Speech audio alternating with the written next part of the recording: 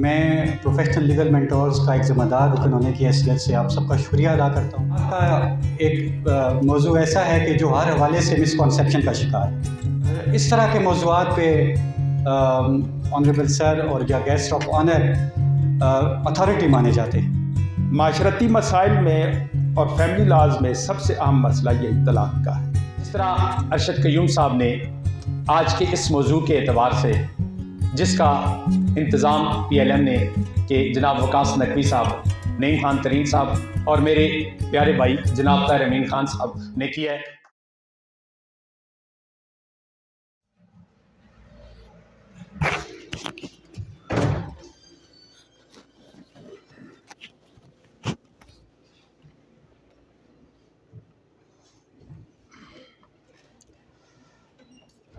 बिस्मिल्लाहिर्रहमानिर्रहीम। रब्बि इश्रह ली सदरी व यस्सिर ली अमरी वहलुल उक़दतम मिन लिसानी यफ़क़हू क़ौली। तमाम तारीफ़ें उस ज़ात अक़दस के लिए जिसके कब्ज़ाए कुदरत में निज़ाम कायनात है, और समीम क़ल्ब से दुरूद पाक हज़रत मोहम्मद मुस्तफ़ा सल्लल्लाहु अलैहि वसल्लम पर और आपकी आले पाक पर।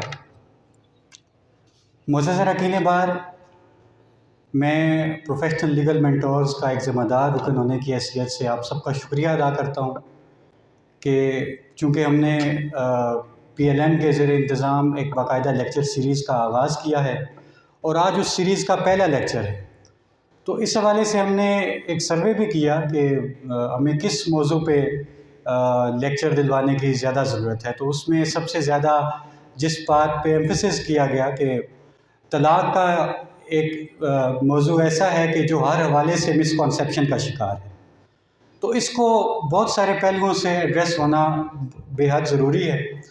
तो इसलिए आज हमने आज के इस मौजू पे लेक्चर डिलीवर करने के लिए जिस शख्सियत को दावत दी है, वो मेरे लिए ये एज़ाज़ की बात है कि वो मेरे उस्ताद मोहतरम भी हैं और इस तरह के मौज़ूआत पे ऑनरेबल सर और या गेस्ट ऑफ ऑनर अथॉरिटी माने जाते हैं। तो PLM ने 2019 में अपना आगाज़ किया और जो इसका बेसिक या प्राइम मैनिफेस्टो है वो सिर्फ़ और सिर्फ वेलफेयर ऑफ लॉयर है, और जिसका एक अमली मुज़ाहिरा आज सब आप देख रहे हैं। तो आप सबका जो ताउन है हमारे साथ वो बेहद ज़रूरी है, ताकि हम इस सीरीज़ को इंशाअल्लाह अज़ीज़ बेहद अच्छे अंदाज़ में आगे बढ़ाने की कोशिश करेंगे। तिलावत कलाम पाक से आज की इस लेक्चर सीरीज़ का जो पहला लेक्चर है उसका बाकायदा आगाज़ करेंगे, जिसके लिए मैं दावत देता हूँ जनाब एडवोकेट जवाद हबीब नक्शबंदी साहब को कि वो आएँ और तिलावत कलाम पाक से आज की इस सीरीज़ का बाकायदा आगाज़ भी करें। और इसके बाद हमारे general secretary district bar association जनाब वासिफ़ अली एडवोकेट साहब स्टेज की जो ज़िम्मेदारियाँ हैं वो बाकायदा तौर पर संभालेंगे। जनाब एडवोकेट जवाद हबीब साहब। औज़ु बिल्लाहि मिनश्शैतानिर्रजीम।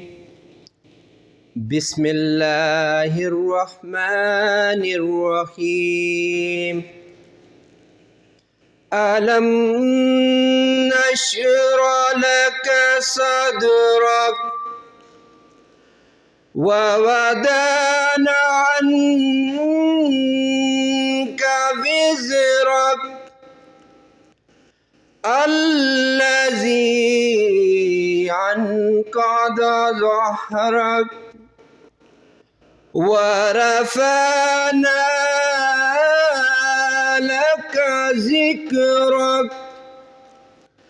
फ़इन्ना मअल उसरि युस्रा इन्ना मअल उसरि युस्रा फ़इज़ा फ़रग़त फ़ंसब व इला रब्बिक फ़रग़ब। सदक़ल्लाहुल अज़ीम।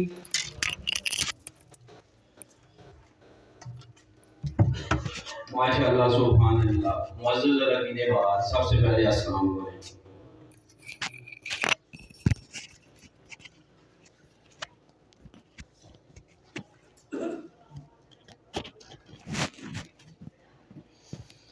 इब्तिदाई सुखन करता हूँ अल्लाह के बबरकत नाम से, जो दिलों के में छुपे भेद खूब जानता है। जो ना मांगो तो नवाज देता है, और जो मांगो तो बेहिसाब देता है। जैसा कि आप सबको पता है कि इस तकरीब का बाकायदा आगाज़ तलावत कलाम पाक से हो चुका है। अब मैं सबसे पहले प्रोफेसर डॉक्टर अरशद क़य्यूम साहब को डिस्ट्रिक्ट बार एसोसिएशन हरीपुर में आमद पर दिल की अथा गहराइयों से खुशामदीद कहता हूँ। इसके बाद उनका एक मुख्तसर सा तारुफ करवाता चलूँ। प्रोफेसर डॉक्टर अब्दुल क़य्यूम साहब PhD डॉक्टर हैं, जो जामे अल अज़हर यूनिवर्सिटी मिस्र से फ़ारिगुल तहसील हैं। इसके बाद आजकल वो जो है कायद-ए-आज़म यूनिवर्सिटी में इस्लामिक जूरिस्प्रूडेंस पर लेक्चर डिलीवर कर रहे हैं। और एक दफ़ा फिर मैं उनको खुशामदीद कहता हूँ कि उन्होंने अपने कीमती वक्त में से वक्त निकाल कर डिस्ट्रिक्ट बार एसोसिएशन हरीपुर आए और तलाक के मौजू पर डिस्ट्रिक्ट बार एसोसिएशन में एक लेक्चर डिलीवर करेंगे। इसके बाद सबसे पहले मैं PLM का तहे दिल से मशकूर हूँ, PLM का, कि जिन्होंने एक मुस्बत सरगर्मी का आगाज़ डिस्ट्रिक्ट बार एसोसिएशन हरीपुर में किया। इसके लिए मैं ख़ास तौर पर ताहिर अमीन खान एडवोकेट, जो उनके एक ज़िम्मेदार हैं, उनका वकास नकवी एडवोकेट साहेब, चौधरी बाबर रियाज एडवोकेट साहेब, इसके अलावा जनाब उनके दीगर रफ़का जो उनके साथ इस मुस्बत सरगर्मी में उनकी टीम का हिस्सा बने, उन सब का तहे दिल से मशकूर हूँ कि वो जो है एक उन्होंने मुस्बत सरगर्मी का आगाज़ डिस्ट्रिक्ट बार एसोसिएशन हरीपुर में किया।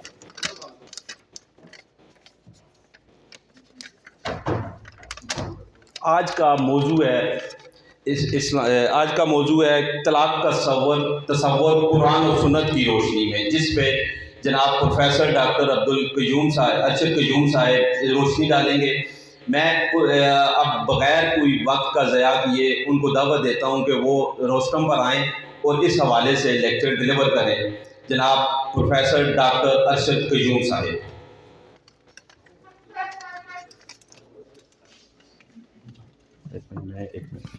माइक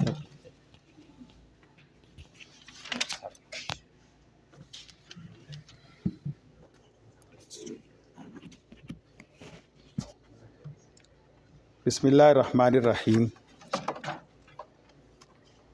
वस्सलातु वस्सलामु अला रसूलिहिल करीम। मोहतरम ख़वातीन व हज़रात, सबसे पहले मैं शुक्रिया अदा करूँगा तमाम बार के मेंबरान का, खुसूसन स्टेक होल्डर्स बार के खुर्शीद अज़हर साहब, वासिफ़ साहब और बाकी जितने भी मुअज़्ज़ज़ स्टेक होल्डर्स हैं, और PLM के जो स्टेक होल्डर्स हैं, ताहिर अमीन खान साहब, नईम तरीन, वकास नकवी, और ख़ुद तहे दिल से शुक्रिया अदा करूँगा जनाब तहसीनुल हक़ साहब का कि वो मुझे घर से लेकर आए, कि आप सब ने मुझे ये इज़्ज़त बख्शी, शर्फ़ बख्शा कि मैं यहाँ आपके सामने खड़े होकर कुछ मारूज़ात अर्ज़ करूँ।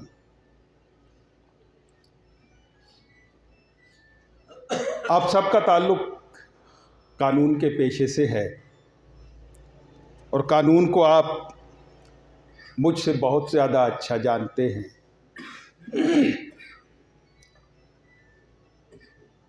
मेरी ये मारूज़ात होंगी, मैं किसी सूरत में भी ये नहीं कहता कि ये जो कुछ मैं कहूँगा ये हतमी और आखिरी राय है। मैंने अपने मुताला का हासिल निचोड़ आपके सामने रखना है कि जो कुछ मैंने समझा, मैंने पढ़ा, वो ये है। माशरती मसाइल में और फैमिली लॉज में सबसे अहम मसला यही तलाक का है। लेकिन तलाक को समझने से पहले निकाह के कॉन्सेप्ट को समझना होगा। निकाह दर हकीकत एक सिविल कॉन्ट्रैक्ट है और सारी इंसानियत में राइज है और हमेशा से राइज है।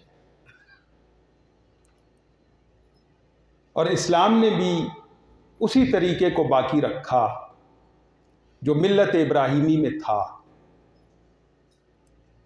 कि एक मर्द और एक औरत अपनी आज़ादाना मर्जी से कम से कम 2 गवाहों के सामने इजाब व कबूल कर ले तो निकाह मुनक़िद हो जाता है। चूंकि ये एक मुआहदा है दीवानी, तो इसमें कुछ शराइत भी होती हैं जिनमें बड़ी शर्त महर की है, मेंटेनेंस की है, बच्चों की परवरिश की है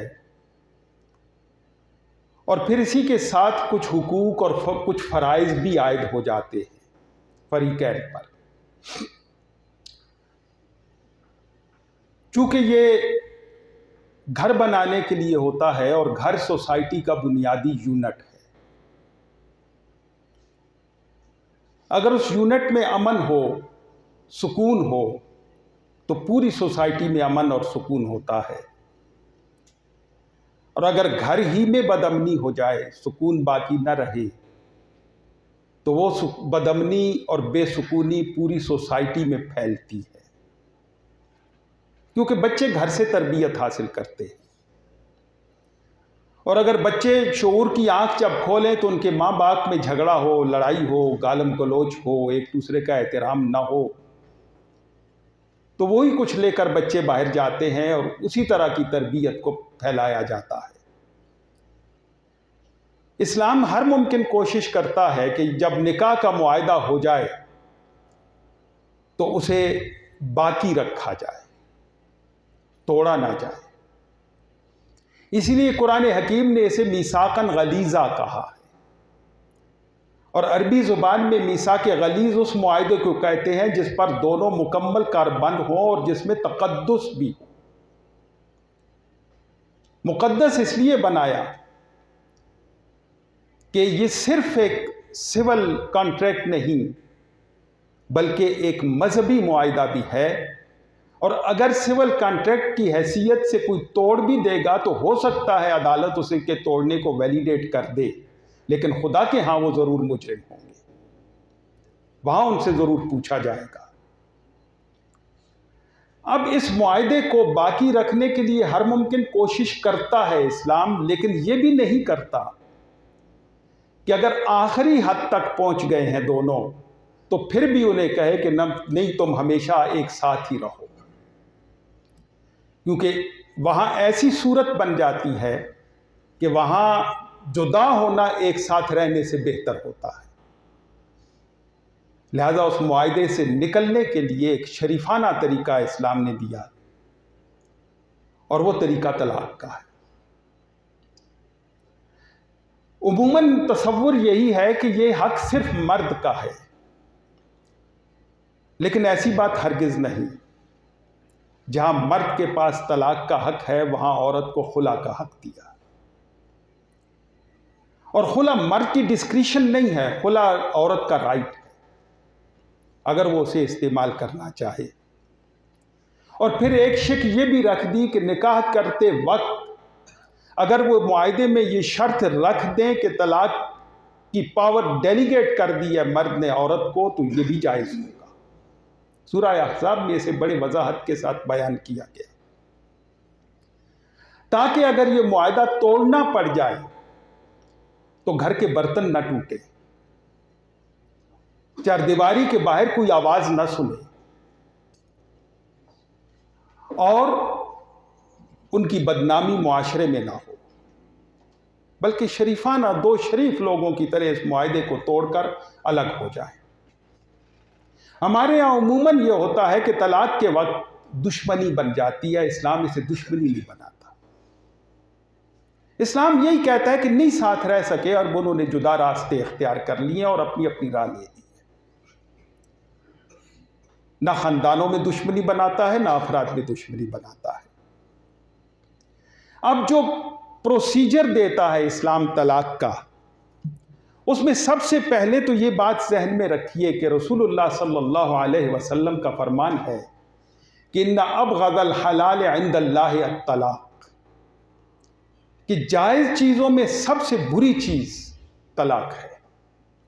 ये उस वक्त बुरी होती है जब बिला वजह दी जाए, जब औरत बिला वजह तलाक का मुतालबा करे या मर्द बिला वजह तलाक दे दे, तो उस सूरत में इसे बुरा कहा और सबसे बुरा कहा कि जायज़ तो है, कानूनी तौर पर तो नाफिज हो जाएगी, लेकिन हकीकतन उन्होंने अल्लाह के हुक्म को वायलेट किया है। कि उसका हुक्म ये था कि जो मुआहदा किया है ज़िंदगी भर एक दूसरे के साथ रहने का, उस मुआहदे को बिला वजह तोड़ दिया है, उसमें कोई वजह नहीं। कुरान हकीम इसे इस्तिआरे से बयान करते हुए इस ताल्लुक़ को लिबास से तशबीह देता है कि मर्द औरत का लिबास है और औरत मर्द की लिबास है। अगर ये बिला वजह एक दूसरे से अलग होंगे तो गोया एक दूसरे को नंगा करने वाले होंगे। और दूसरा अल्फाज कुरान हकीम ये इस्तेमाल करता है, कद अफ़ज़ा बाज़ुकुम इला बाज़िन, इस हाल में तुम एक दूसरे से दुश्मनी बिला वजह कर रहे हो जबकि तुमने एक दूसरे की शर्म के शरीक हो गए हो। मैं हिंदको का लफ्ज़ यहाँ इस्तेमाल कर रहा हूँ कि जैसे हम कहते हैं शर्म शरीक हो गया है, कि इतने करीब रिश्ता होने के बावजूद भी तुम बगैर वजह के एक दूसरे से अलग हो रहे हो। तो इसीलिए इसे अबग़दल हलाल कहा कि हलाल चीज़ों में सबसे बुरी है। लेकिन जब नौबत यहाँ तक पहुँच जाए कि निबाह का कोई तरीका ना हो, तो अब उसके लिए कुरान हकीम पूरा प्रोसीजर देता है।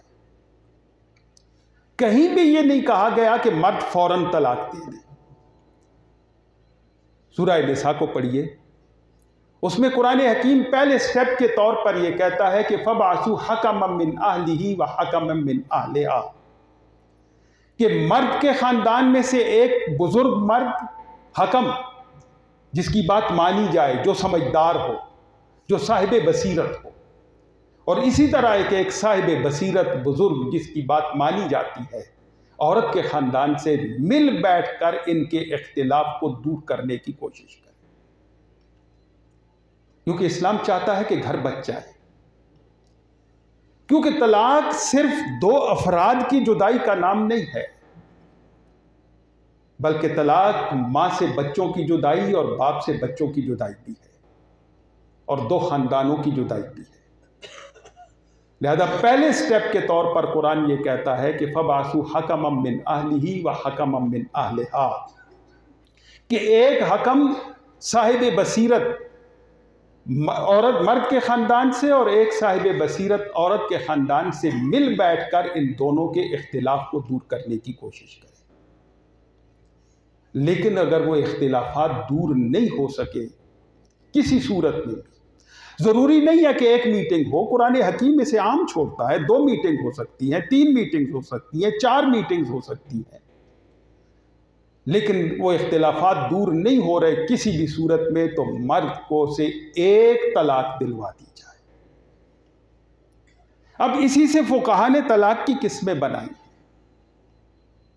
पहली किस्म जिसे तलाक अहसन या तलाक सुन्नत कहा जाता है, कि एक वक्त में एक ही बार कहा जाए तलाक का, एक ही तलाक दी जाए और फिर छोड़ दिया जाए। कुरान हकीम ने सिर्फ इसी तलाक को बयान किया और किसी किस्म को नहीं बयान किया। बाकी चूंकि लोग गलत इस्तेमाल करने लग गए थे इस कानून को, तो फुक़हा ने इसे किस्मों में तकसीम कर दिया। इसलिए इस तलाक को तलाक सुन्नत कहते हैं, जबकि रसूलुल्लाह सल्लल्लाहु अलैहि वसल्लम ने कभी तलाक दी थी। और तलाक सुन्नत का मतलब यह है कि कुरान हकीम का हुक्म है और रसूलुल्लाह सल्लल्लाहु अलैहि वसल्लम ने लोगों को इसी पर कायम रहने का तलकीन भी की है और हुक्म भी दिया है। इसका हुक्म तलाक अहसन का यह है कि 3 महीने 90 डेज और या 3 कोर्सेस आम हालात में उनके अंदर औरत मर्द को रुजू का हक हासिल है कि अगर वो चाहे और उन दोनों में रिकन्सिलिएशन हो जाए तो मर्द रुजू कर ले अपनी तलाक से, वो उसकी उसी तरह बीवी है, किसी और निकाह की ज़रूरत नहीं। और हुक्म दिया कि इद्दत औरत मर्द के खावंद के घर गुजारेगी। और कुरान हकीम ने वाज़े तौर पर सूरह तलाक में कह दिया कि अगर मर्द औरत को इद्दत के अंदर निकालेगा घर से तो वो जुल्म करेगा।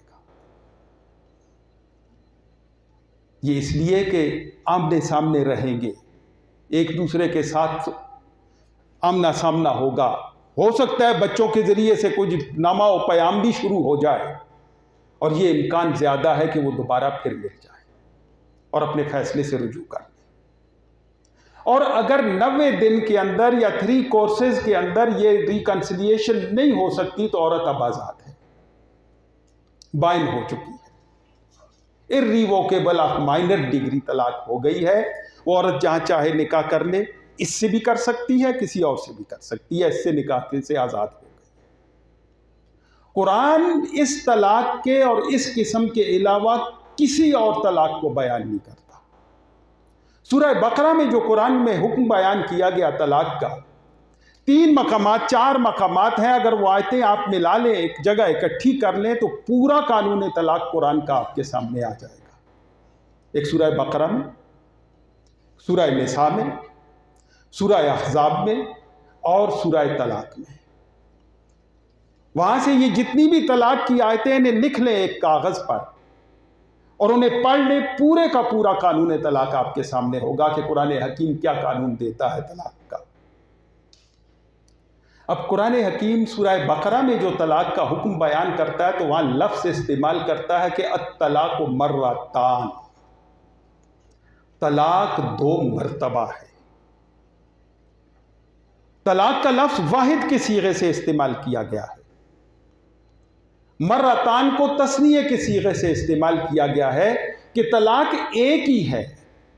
3 तलाकों का कोई कॉन्सेप्ट कुरान नहीं दे रहा, तलाक एक ही है। उसका इस्तेमाल जिसमें रुजू हो सकता है वो 2 बार, वो 2 मौकों पर है। और तमाम फुक़हा और मुफस्सिरीन का इस पर इत्तेफाक है कि मर्रतान से मुराद मर्रा बाद मर्रा 2 ओकेजन्स है, रिपीटिशन ऑफ वर्ड्स नहीं, कि एक बार के बाद फिर कभी दूसरी बार। अब दूसरी तलाक की किस्म जो फुक़हा ने बताई वो तलाक हसन है। तलाक हसन का वजूद उस तरह से ना कुरान में मिलता है ना सुन्नत में मिलता, लेकिन चूंकि लोग गलत इस्तेमाल करते थे इसलिए फुक़हा ने इसमें एक और किस्म बनाई, और वो किस्म है तलाक हसन के 1 तलाक दे, 1 महीने के बाद फिर दूसरी दे, फिर 1 महीने के बाद फिर तीसरी दे। इस तरह से मुगल्लज़ा तलाक वाक़या हो जाएगी, इर्रिवोकेबल ऑफ मेजर डिग्री, कि फिर वो दोबारा आपस में नहीं मिल सकते। और तीसरी किस्म जो तलाक की फुक़हा ने बताई वो तलाक बिदअत है। तलाक बिदअत यह है कि कुरान के हुक्म के खिलाफ अगर कोई तलाक देता है, और तलाक बिदअत को फिर 2 हिस्सों में तकसीम किया गया है, एक हिस्सा अदद के लिहाज से और दूसरी किस्म तलाक बिदअत की वक्त के लिहाज से। अदद के लिहाज से यह कि इन 1 सिटिंग एट अ टाइम एक से ज़्यादा अल्फाज इस्तेमाल करे तलाक के, ये कहे कि तलाक है तुझे, तलाक है तुझे, तलाक है तुझे, या कहे कि 3 तलाक है तुझे, या कहे कि 1000 तलाक है तुझे, तो ये तलाक बिदअत होगी, क्योंकि अदद के लिहाज से उसने गलत इस्तेमाल किया जिसका उसे इजाज़त नहीं थी, कुरान ने जिसे अप्रूव नहीं किया। और दूसरी वक्त के लिहाज से है कि ऐसे वक्त में तलाक दे कि जिसमें तलाक देने से कुरान और सुन्नत से मैंने मना किया। मेंस्ट्रुएशन ड्यूरिंग द पीरियड्स तलाक दे दे, ये तलाक बिदअत होगी। ड्यूरिंग प्रेगनेंसी तलाक दे दे, ये तलाक बिदअत होगी। और इसमें असल हिकमत ये है कि इद्दत जो कि औरत का हक है और मर्द का भी राइट है उसमें रुजू का, वो शुमार नहीं हो सकती। ना मेंसेस में तलाक देने से वो शुमार हो सकती है और ना ही प्रेगनेंसी में तलाक देने से वो शुमार हो सकती है, क्योंकि कुरान साफ कहता है कि वल मुतल्लक़ातु यतरब्बस्ना बिअन्फुसिहिन्ना सलासता कुरू, कि तलाक जिन औरतों को हो गई है वो 3 मेंसेस पीरियड्स तक अपने आप को रोकेगी, मर्द के घर में रहेगी, कहीं और निकाह नहीं कर सकती, कहीं और जा नहीं सकती, कि मर्द का ये राइट है कि वो इसके इद्दत के अंदर अगर रुजू करना चाहे तो रुजू कर सकता है। लेकिन अगर किसी ने इस रूल को वायलेट किया, अदद के लिहाज से किया या वक्त के लिहाज से किया, तो उसे तलाक बिदअत कहा गया। और बिदअत हर वो काम है जो कुरान और सुन्नत के खिलाफ है। रसूलुल्लाह सल्लल्लाहु अलैहि वसल्लम के सामने अब्दुल्लाह इब्न उमर ने तलाक दी अपनी बीवी को। मुस्लिम की रिवायत है, वो मेंसेज में थी। आप गुस्से से उठकर खड़े हो गए और आपने फरमाया कि जाओ और रुजू करो, जब अपने वक्त पे आए तो फिर तलाक दो। इसी तरह एक वक्त में ज्यादा अल्फाज इस्तेमाल करके तलाक दी गई आपके सामने, तो अल्फाज हैं कि आप गुस्से से उठकर खड़े हो गए और आपने फरमाया अयुल आबु बि किताबिल्लाहि व अना बैना अज़हरिकुम, क्या अल्लाह की किताब के साथ इस तरह मिजाज किया जा रहा है जबकि मैं तुम्हारे अंदर मौजूद हूं? यानी मेरे सामने अल्लाह की किताब को वायलेट कर रहे हो। अल्लाह की किताब इसे अप्रूव नहीं करती, इस तरह मत तलाक दो। अब असल जो अराइज होते हैं, इख्तिलाफात पैदा होते हैं तलाक के मामले में, वो इसी तलाक बिदअत के मामले में पैदा होते हैं कि क्या कोई एक वक्त में बैक वक्त एक से ज़्यादा बार तलाक के अल्फाज इस्तेमाल करेगा तो वो 3 तलाक़ें हो जाएंगी या नहीं होंगी। यहां मैं ये गुजारिश करता जाऊं कि मुस्लिम की रवायत बड़ी वाज़ेह है कि उसमें यह कहा गया है कि रसूलुल्लाह सल्लल्लाहु अलैहि वसल्लम के दौर में हज़रत अबू बकर सिद्दीक रज़ी अल्लाह ताला अन्हो के दौर खिलाफत में और हज़रत उमर रज़ी अल्लाह ताला अन्हो के पहले 2 सालों में, खिलाफत के पहले 2 सालों में इस तरह की तलाक को एक रजी तलाक काउंट किया जाता था। रजी मीन रिवोकेबल, उसे रिवोक किया जा सकता। लेकिन जब लोग कसरत से इस तरह तलाक देने लग गए तो हज़रत उमर रज़ी अल्लाह ताला अन्हो ने अपने एक हुक्म से पाबंदी लगा दी और फरमाया कि जिसमें लोगों के लिए मोहलत थी, उस मोहलत को लोग खुद खत्म कर रहे हैं तो हम इसे उन पर नाफिज कर देंगे। अब हज़रत उमर के अल्फाज ये हैं कि हम इसे उन पर नाफिज कर देंगे। उनके अल्फाज ये नहीं थे कि ये कुरान या सुन्नत ये कह रही। और जाहिर है कि हेड ऑफ स्टेट के पास इख्तियार है लेजिस्लेशन का, हेड ऑफ स्टेट के पास इख्तियार है कोई ऑर्डिनेंस जारी करने का। लिहाजा एक बुराई को ख़त्म करने के लिए उन्होंने एक ऑर्डिनेंस जारी कर दिया कि अगर कोई ऐसा करेगा तो मैं उसे उस पर नाफिज करूँगा। ये बिल्कुल अव्वलियात उमर में से है कि हज़रत उमर के वो फैसले जो इससे पहले नहीं थे, जिनकी पहले कोई मिसाल नहीं थी, उनमें शुमार होता है। और इसी तरह का एक फैसला हज़रत उमर का चोर की हाथ काटने के मामले में भी था कि मदीना में जब कात पड़ गया था तो हज़रत उमर रज़ी अल्लाह ताला अन्हो ने यह ऑर्डिनेंस जारी कर दिया कि जो शख्स खाने पीने की चीज़ चोरी करेगा उसका हाथ नहीं काटा जाएगा, कि लोग भूख से मर रहे हैं। लेकिन आप जानते हैं, आप कानूनदान हैं कि ऑर्डिनेंस कभी भी परमानेंट नहीं हुआ करता, वो एक इमरजेंसी मेजर्स होते हैं। हालात ठीक हो जाए तो असल कानून फिर बहाल हो जाता है। जब मदीना का कात ख़त्म हुआ तो चोरी की सज़ा फिर नाफिज होने लग गई। इसी तरह हज़रत उमर ने भी अपने इस फैसले से रुजू कर लिया था। और इसे मुस्नद इस्माइली में इस रवायत को बयान किया गया है, जिसे इब्न क़य्यम ने इग़ासतुल लहफ़ान में बयान किया है। और इस रवायत पर कोई तनकीद नहीं कि हज़रत उमर ने फरमाया कि मुझे 3 चीज़ों पर नदामत है, मैं उन्हें वापस ले रहा हूँ। उनमें से एक ये है कि मैंने एक वक्त की 3 तलाक़ों को मुग़ल्ज़ा किया था, क्योंकि इससे बुराई का एक और रास्ता खोल दिया था लोगों ने, और वो रास्ता हलाला का था, जिस पर रसूलुल्लाह सल्लल्लाहु अलैहि वसल्लम ने लानत भेजी थी और उसे बदकारी करार दिया था। अब मैं तफसील में जाने से पहले सेपरेशन की 1-2 और किस्मों का तज़किरा करता जाता हूँ। मैं इस पर तफसीली गुफ्तगू करूँगा, सेपरेशन की चंद और किस्मों पर। ये तो है तलाक सरी अल्फाज में। इसके अलावा कुरान हकीम ईला को भी बयान करता है। ईला ये है कि अगर कोई शख्स, कोई मर्द ये कसम खा ले कि वो अपनी बीवी के साथ कोई जिनसी ताल्लुक नहीं रखेगा, क्योंकि अरबों में ये रवाज था कि वो इस तरह से तलाक़ें दिया करते थे। तलाक शुरू से चली आ रही है। इस्लाम ने तलाक को में इस्लाहात करके उन्हें रेगुलर करके एक कानून की सूरत में बनाया।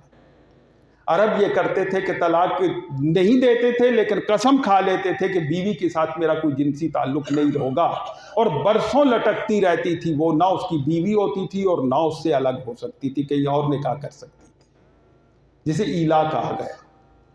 कुरान हकीम ने पाबंदी लगा दी कि अगर कोई शख्स कसम खा ले ये कि मैं अपनी बीवी से कोई जिनसी ताल्लुक नहीं रखूंगा, तो 4 माह इंतजार करना है। लिल्लज़ीना युअलूना मिन निसाइहिम तरब्बुसु अर्बअति अशहुरिन, कि जो लोग कस्में खा लेते हैं कि अपनी बीवी से कोई जिनसी ताल्लुक नहीं रखेंगे, 4 माह तक उन्हें इंतजार करना है।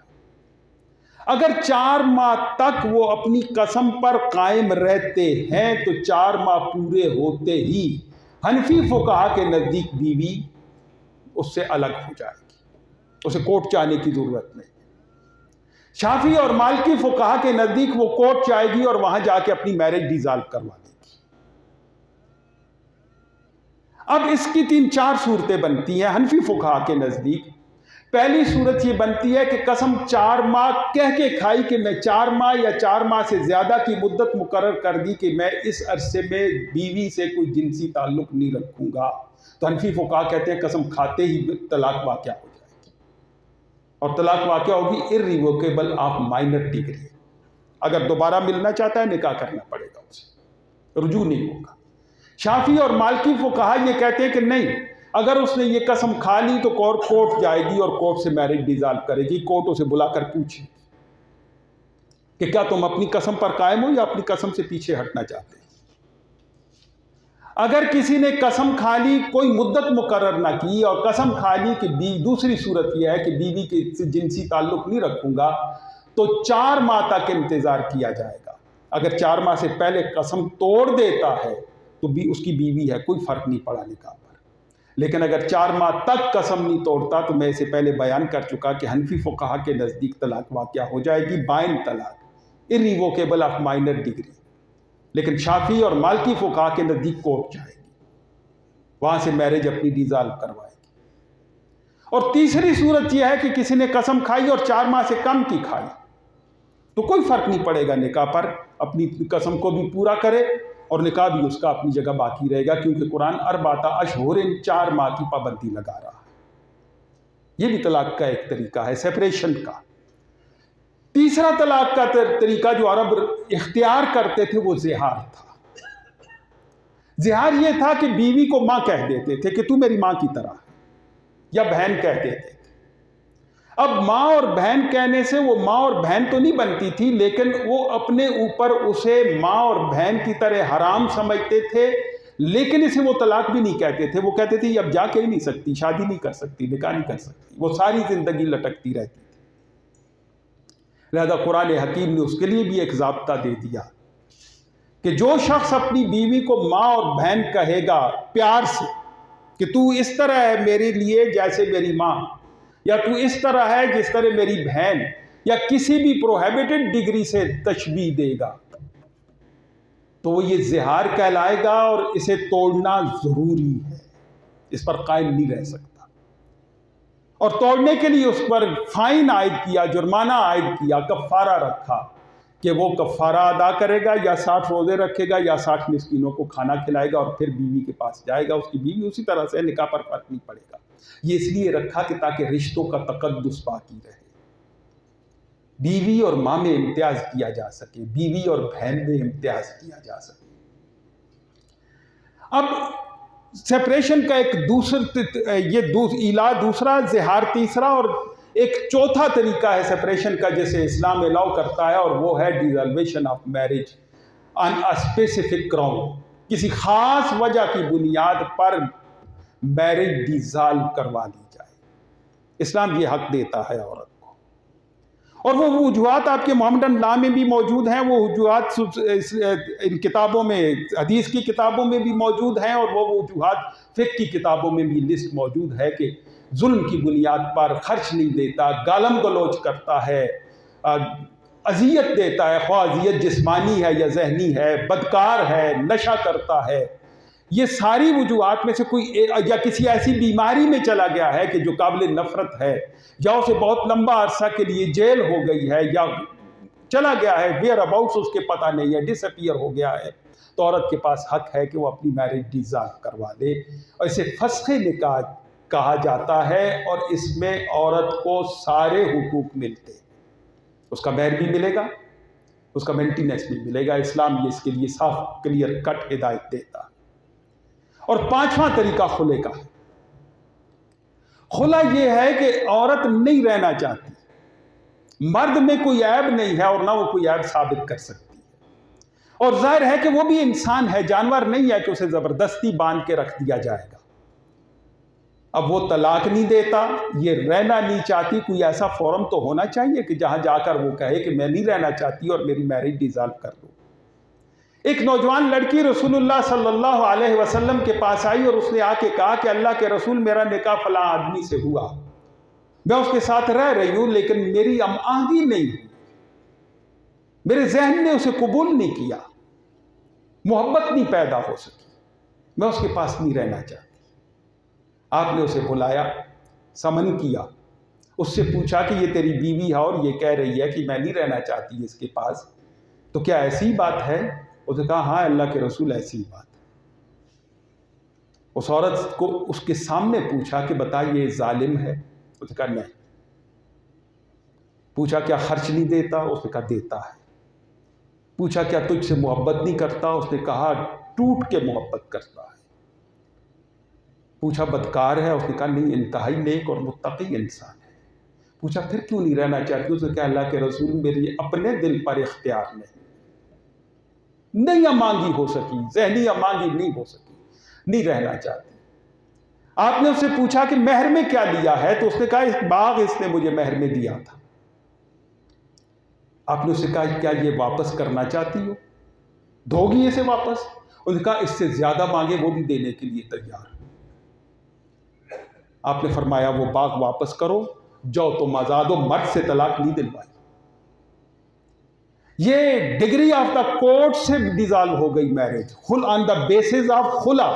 खुला में वजह पूछी ही नहीं जा सकती कि बताओ जालिम साबित करो। जालिम तो साबित उसने करना है जब उसने अदर ग्राउंड्स पर केस किया है, लेकर आइए कि जालिम है, मुझे मारता है, वहां उसे सारे राइट्स मिलेंगे, लेकिन खुला में उसे कोई राइट नहीं मिलेगा। अभी पिछले दिनों सुप्रीम कोर्ट की एक जजमेंट आई है जिसमें उन्होंने पेशावर हाई कोर्ट की जजमेंट को ख़त्म किया है, रिवर्स कर दिया कि वो लेकर आई है औरत केस जुल्म की बुनियाद पर कि मुझ पर जुल्म करता है।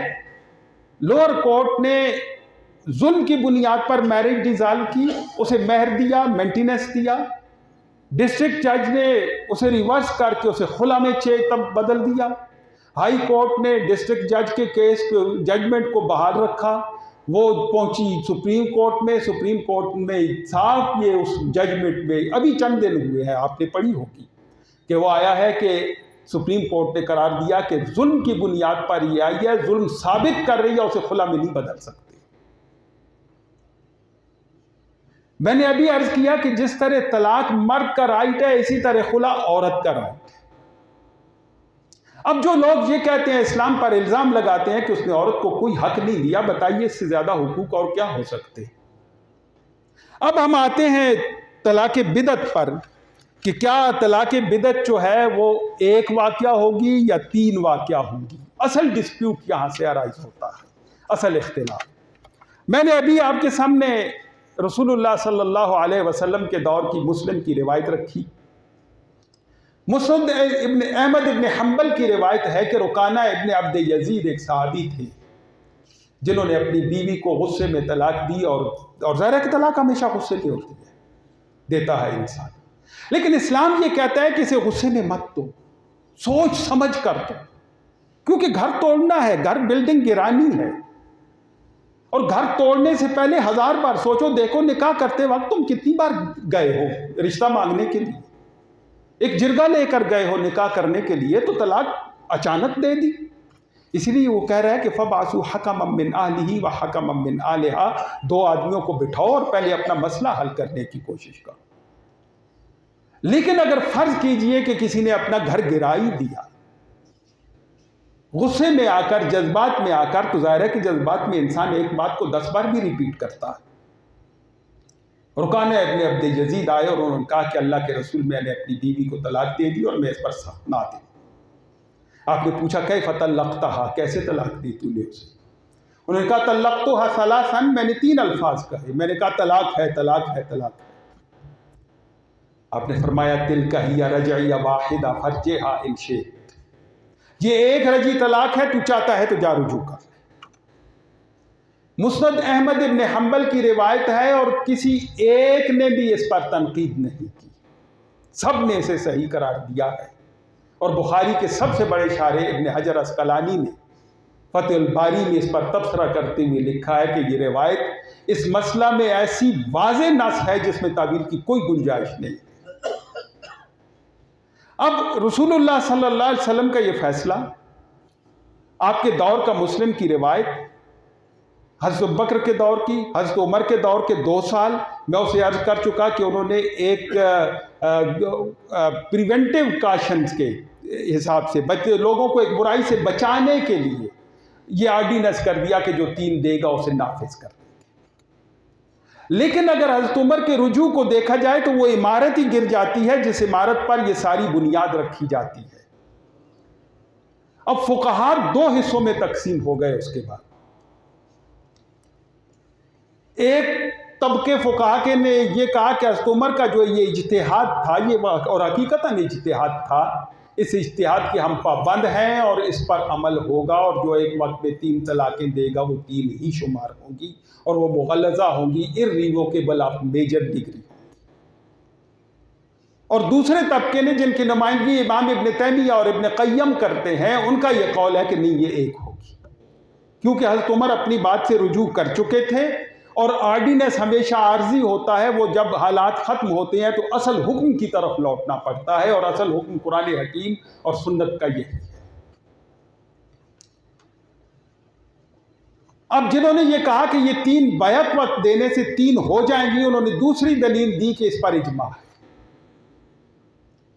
लेकिन हकीकत यह है कि जब भी जूरिस्प्रूडेंस में इज्तिहाद को हम पढ़ते या पढ़ाते हैं तो वहाँ वाज़े तौर पर यह बताते हैं कि एक दौर का इज्तिहाद दूसरे दौर में ख़त्म हो सकता है और हो जाता है। एक इलाके का इज्तिहाद दूसरे इलाके के लिए करामद नहीं हो सकता, और यही हाल इजमा का है कि इजमा एक इलाके का ज़रूरी नहीं कि दूसरे इलाके वाले भी उसी इजमा पर कायम रहें, या एक वक्त का इजमा ज़रूरी नहीं कि दूसरे वक्त में भी वो करामद हो। लिहाजा हज़रत उमर का इज्तिहाद, उनकी अपनी जब रुजू मौजूद है तो फिर वो ख़त्म हो चुका है, और अगर इजमा था तो फिर उसे देखा जाएगा। लेकिन हकीकत में इजमा नहीं था कि हज़रत उमर की खिलाफत के बाद हज़रत उस्मान रज़ी अल्लाह ताला अन्हु खलीफा बने, और उनके दौर के सारे फैसले मौजूद हैं, पब्लिश हैं, इस वक्त किताबी सूरत में मौजूद हैं फ़िक़्ह उस्मान के नाम से। उनमें तलाक़ के मुतालिक जितने भी फैसले हैं उनमें यही है कि किसी ने अगर 3 एक वक्त में 3 दी तो उसे एक ही शुमार किया गया। अगर इजमा होता तो हज़रत उस्मान इसकी खिलाफ वर्जी ना करते। और फिर उनके बाद हज़रत अली रज़ी अल्लाह ताला अन्हु के फैसले फ़िक़्ह अली के नाम से मौजूद हैं, और इमामिया अइम्मा अहले बैत और इमामिया शिया का यही नुक्ता नज़र है, क्योंकि वो सारी रिवायात हज़रत अली से लेते हैं। उनका यही नुक्ता नज़र है कि एक वक्त में दी हुई 3 तलाक़ें 3 नहीं, एक ही होती है, क्योंकि तलाक़ बिदअत है। और शिया की दलील यह है कि है ही तलाक़ बिदअत, जब बिदअत है तो उसे नाफिज कैसे करेंगे। और उनमें एक दलील वो ये देते हैं कि अगर कोई शख्स बेवजू नमाज पढ़ता है तो आप उसे क्या कहोगे कि तू गुनाहगार हुआ लेकिन नमाज हो गई? आप ये कहोगे नमाज ही सिरे से नहीं हुई, गुनाहगार भी हुआ, नमाज ही नहीं हुई सिरे से। तो जब तलाक़ बिदअत दी और कहा कि तुम गुनाहगार हो लेकिन तलाक हो गई, तो ये कैसे हो सकता है? मुझे ये कहने में यहाँ कोई हिचकिचाहट नहीं कि शिया का कानून तलाक बैन ही वही है जो कुरान बयान कर रहा है। कि शिया में उस वक्त तक तलाक नहीं होती जब तक दो हकम ना बैठ जाएं, दो सालिस ना बैठ जाएं, सुलह की कोशिश ना कर ले। बगैर गवाहों के तलाक वाक़या नहीं होती जब तक गवाहों की मौजूदगी में तलाक ना दे, और तलाक ही के वक्त महर और मेंटेनेंस के मामलात क्लियर ना हो जाए उस वक्त तक तलाक नहीं होती। और सूरह तलाक में यही कुछ बयान किया जा रहा है। सूरह निसा में कहा जा रहा है कि दो सालिस मुकर्रर करो। सूरह तलाक में कहा जा रहा है कि तलाक में रुखसत के वक्त भी दो गवाह बनाओ, ताकि ये दो गवाह एक तो महर और दूसरे मामलात को तय करें, और दूसरा ऐन आखिरी वक्त में भी हो सकता है कोशिश करके इन्हें वापस ले आए और अपने फैसले से ये रुजू कर ले और मियाँ बीवी बन के रह जाए। क्योंकि इस्लाम की आखिरी कोशिश भी यही है कि घर किसी तरह से बचा रहे, वो ना टूटने पाए। अब इन एक वक्त की 3 तलाकों के मामले में ये 2 राय है। इस वक्त सारी मुस्लिम वर्ल्ड में कानून साजी की जा चुकी है मुस्लिम फैमिली लॉ के नाम पर। हमारे यहाँ भी 1961 में हुई Muslim family law ordinance 1961। Syria में, जॉर्डन में, ईरान में तो उनका मसलक ये है कि होती ही नहीं इस तरह से तलाक।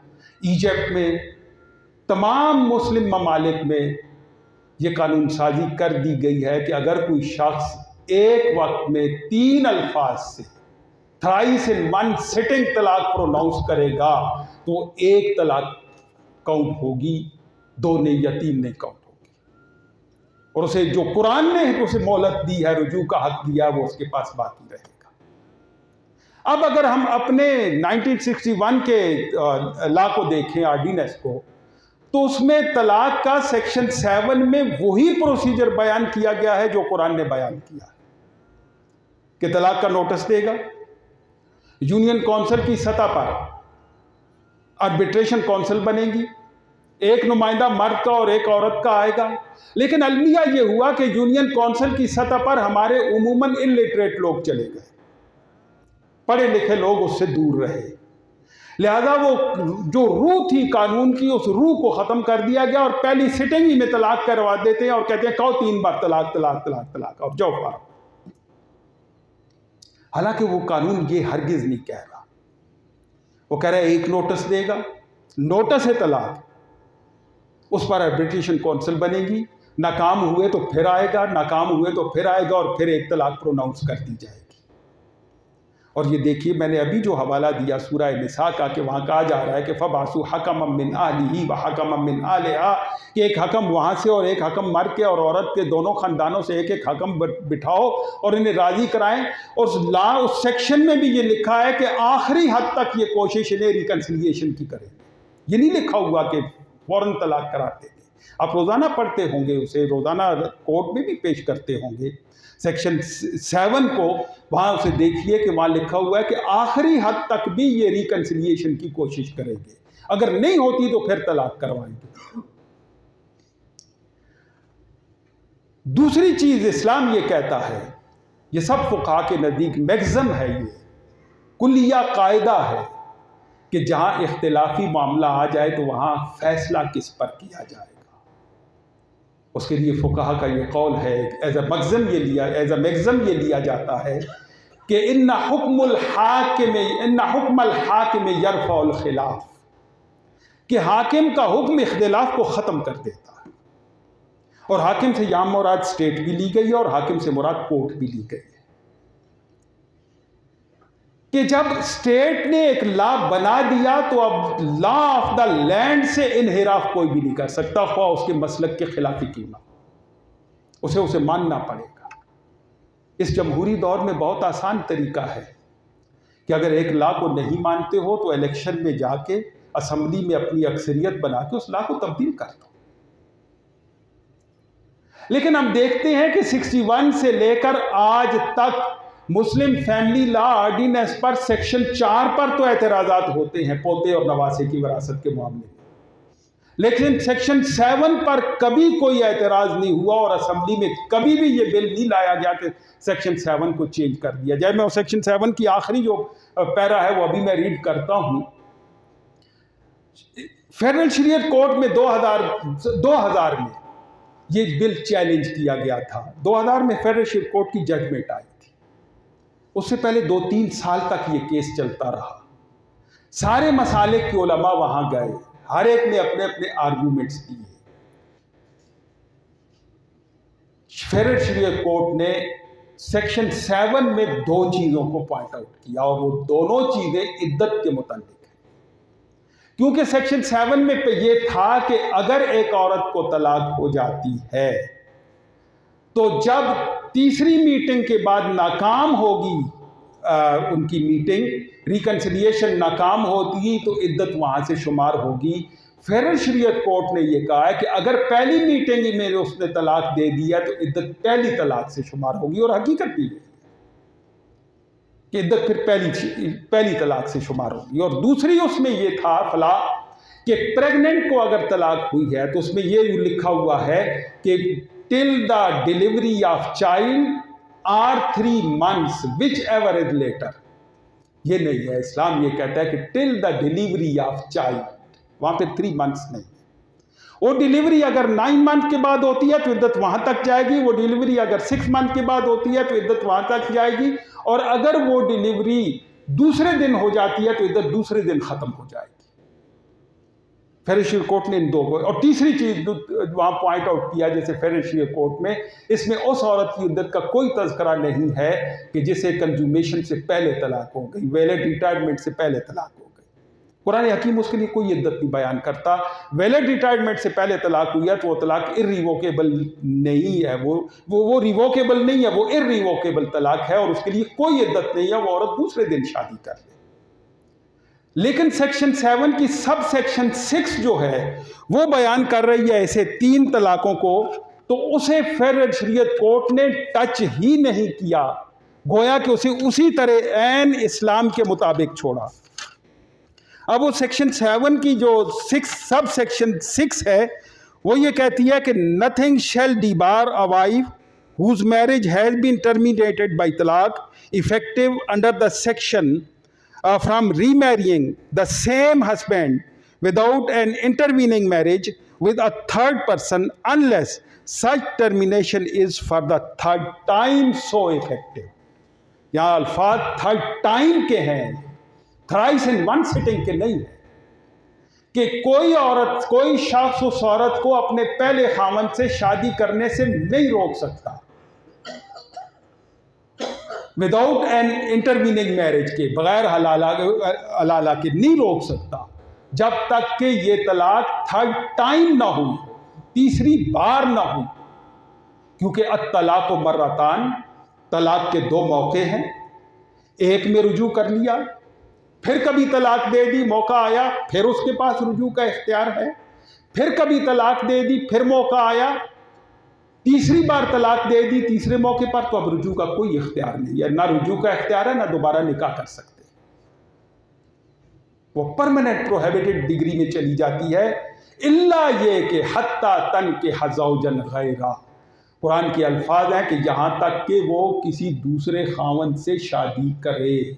ये नहीं है कि उसे दूसरे खावन से शादी करवाई जाए, वो खुद अगर अपनी मर्जी से दूसरे खावन से शादी कर लेती है, दूसरा खावंद अपनी मर्जी से कभी तलाक देता है या उसकी डेथ हो जाती है और वहां से सेपरेशन हो जाती है, तो इद्दत गुजार के अब चाहें तो ये दोनों पहले आपस में मिल सकते हैं, शादी कर सकते हैं, और ये हमेशा बाई चांस होता है। प्री प्लान्ड हलाले को रसूलुल्लाह सल्लल्लाहु अलैहि वसल्लम ने लानत का मूजिब सरा करार दिया, और आपने फरमाया कि अला उखबिरुकुम बित्तैसिल मुस्तार, क्या तुम्हें मैं किराए का सांड न बताऊं? पूछा गया अल्लाह के रसूल वो कौन है? आपने फरमाया हलाला करने वाला।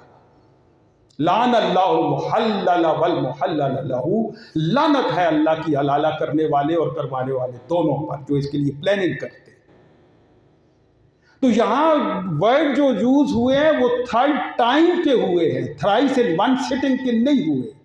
और जितनी भी कमेंट्रीज इस सेक्शन की लिखी गई हैं उनमें सब ने यही लिखा, और जजमेंट्स भी सारी यही है कि थर्ड टाइम ख्वाह तलाक किसी किस्म की भी हो, अहसन हो, हसन हो या बिदत हो, अगर ये तीसरी बार हुई है तो फिर वो आपस में मैरिज नहीं कर सकते। अगर तीसरी बार नहीं हुई तो फिर आपस में इद्दत गुजरने के बाद उनकी रीयूनियन हो सकती है और वो मैरिज कर सकते हैं। ये थे मेरे मुख्तसर सी मारूज़ात और गुजारिशात अगर कोई सवाल इससे पैदा होता है तो हो सकता है मैं उसका जवाब दे सकूं। सर, एक क्लेरिफिकेशन लेनी है। सूरत तलाक के शुरू में जहाँ से तलाक शुरू होती है वहाँ गया तलाक मर्रतान है। ये सूरह बकरा में है, सूरह बकरा में अत-तलाक़ु मर्रतान। जी जी जी आपने तो तलाक जो 2 बार के बता दिया है। जी जी तलाक मर्रतान है, तलाक 2 दफा। साल पर बेमारूफ है और तस्रीफ पे या रख लो या रुखसत कर दो अच्छे तरीके से। तस्रीफ में एहसान का जरा अच्छा ठीक है, जो तफसीली लिहाज से सही है सही है सही है, ठीक है। एक मिनट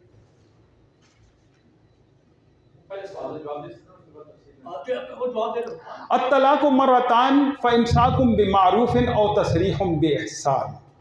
यहाँ कुरान ये कह रहा है कि तलाक की 2 मौके हैं। मर्रतान मैंने अभी अर्ज़ किया कि तमाम का इत्तेफाक है कि मर्रा बादा मर्रा। मैं ये कहता हूँ मैंने 2 बार खाना खाया और ये कहता हूँ मैंने 2 रोटियाँ खाई, तो इन दोनों में बहुत फ़र्क है। 2 बार खाना खाने से मुराद ये है कि एक बार खाया और फिर कुछ वक्फा करके फिर खाया। तो कुरान ये कह रहा है मर्रतान के 1 तलाक दी और कुछ अरसे बाद फिर दूसरी दे दी। इन 2 तलाकों में रुजू हो सकता है, या तो अच्छे तरीके से रख ले फ़इम्साकुम बिमारूफ, भले तरीके से, फिर तलाक देने की नीयत से नहीं, अजियत देने की नीयत से नहीं, तंग करने की नीयत से नहीं, खुलूस दिल के साथ राजी हो जाते हैं रख ले, नहीं तो औ तसरीहुम बिइहसान, नेकी करते हुए एहसान करते हुए अच्छे तरीके से रुखसत कर। अब तीसरी तलाक कहाँ है? खुला का दरमियान में बयान करने के बाद उसके बाद बयान दरमियान में खुला का हुक्म है, उसके बाद बयान किया कि इन तल्लक़हा, अगर फिर किसी मौके पर तलाक दे दी, फला तहिल्लु लहू हत्ता तनकिह ज़ौजन गैरा, अब ये उसके लिए हलाल नहीं है। और इस्लाम ये चाहता है कि अगर रुखसत करना है तो वो भी उम्दा तरीके से रुखसत करो। और कुरान हकीम में 3-4 मकामात पे ये बयान हुआ है कि अगर तुमने ऐसी सूरत में उसे ढेरों मैर दिया हो, ढेरों माल मैर दिया हो, तो उसमें से 1 दिन का भी मत लो। कुरान ये कहता है कि उसे कुछ मजीद गिफ्ट देकर रुखसत करो। और कुरान ये कहता है कि ऐसी औरत को जिसका मैर मुकर्रर नहीं हुआ और तुमने तलाक दिया है तो उसे गिफ्ट देकर रुखसत करो। और गिफ्ट अपनी हैसियत के मुताबिक दो, औरत की हैसियत से नहीं, अपनी हैसियत के मुताबिक दो जो तुम दे सकते हो। कुरान तलाक को मैंने आगाज में बयान किया था, अर्ज किया था कि इसे दुश्मनी नहीं करार देता। ठीक है, नहीं हो सका निबात, हमांगी नहीं हो सकी, अलग हो रहे हैं तो दुनिया को मत दिखाएं, खामोशी के साथ अलग हो जाएं। अच्छा, एक और यहाँ ज़िमनन अर्ज करता जरूर करूं कि सूरह निसा में यहाँ तक कहा गया है कि अगर औरत से नुशूज का खदशा हो, नुशूज आम इख्तिलाफ को नहीं कहते, आम इख्तिलाफ को शिकाक कहते हैं। नुशूज जिनसी बेरा रवी को कहा जाता है कि अगर कोई खावन देखता है कि उसकी औरत में कोई जिनसी बेरा रवी आ गई है तो वहाँ कुरान साफ कह रहा है कि वाइजू हुन्ना, पहले समझाओ उन्हें तन्हाई, वाज़ो नसीहत करो, उन्हें समझाओ। अगर वो नहीं समझती तो दूसरे स्टेप के तौर पर कुरान ये कहता है कि वहजुरूहुन्ना फिल मदाजिअ, अपनी ख्वाबगाहों के अंदर, बेडरूम के अंदर उनका बेड अलग कर दो। ये नहीं कह रहा कि बेडरूम से निकाल दो, सॉरी, बेडरूम के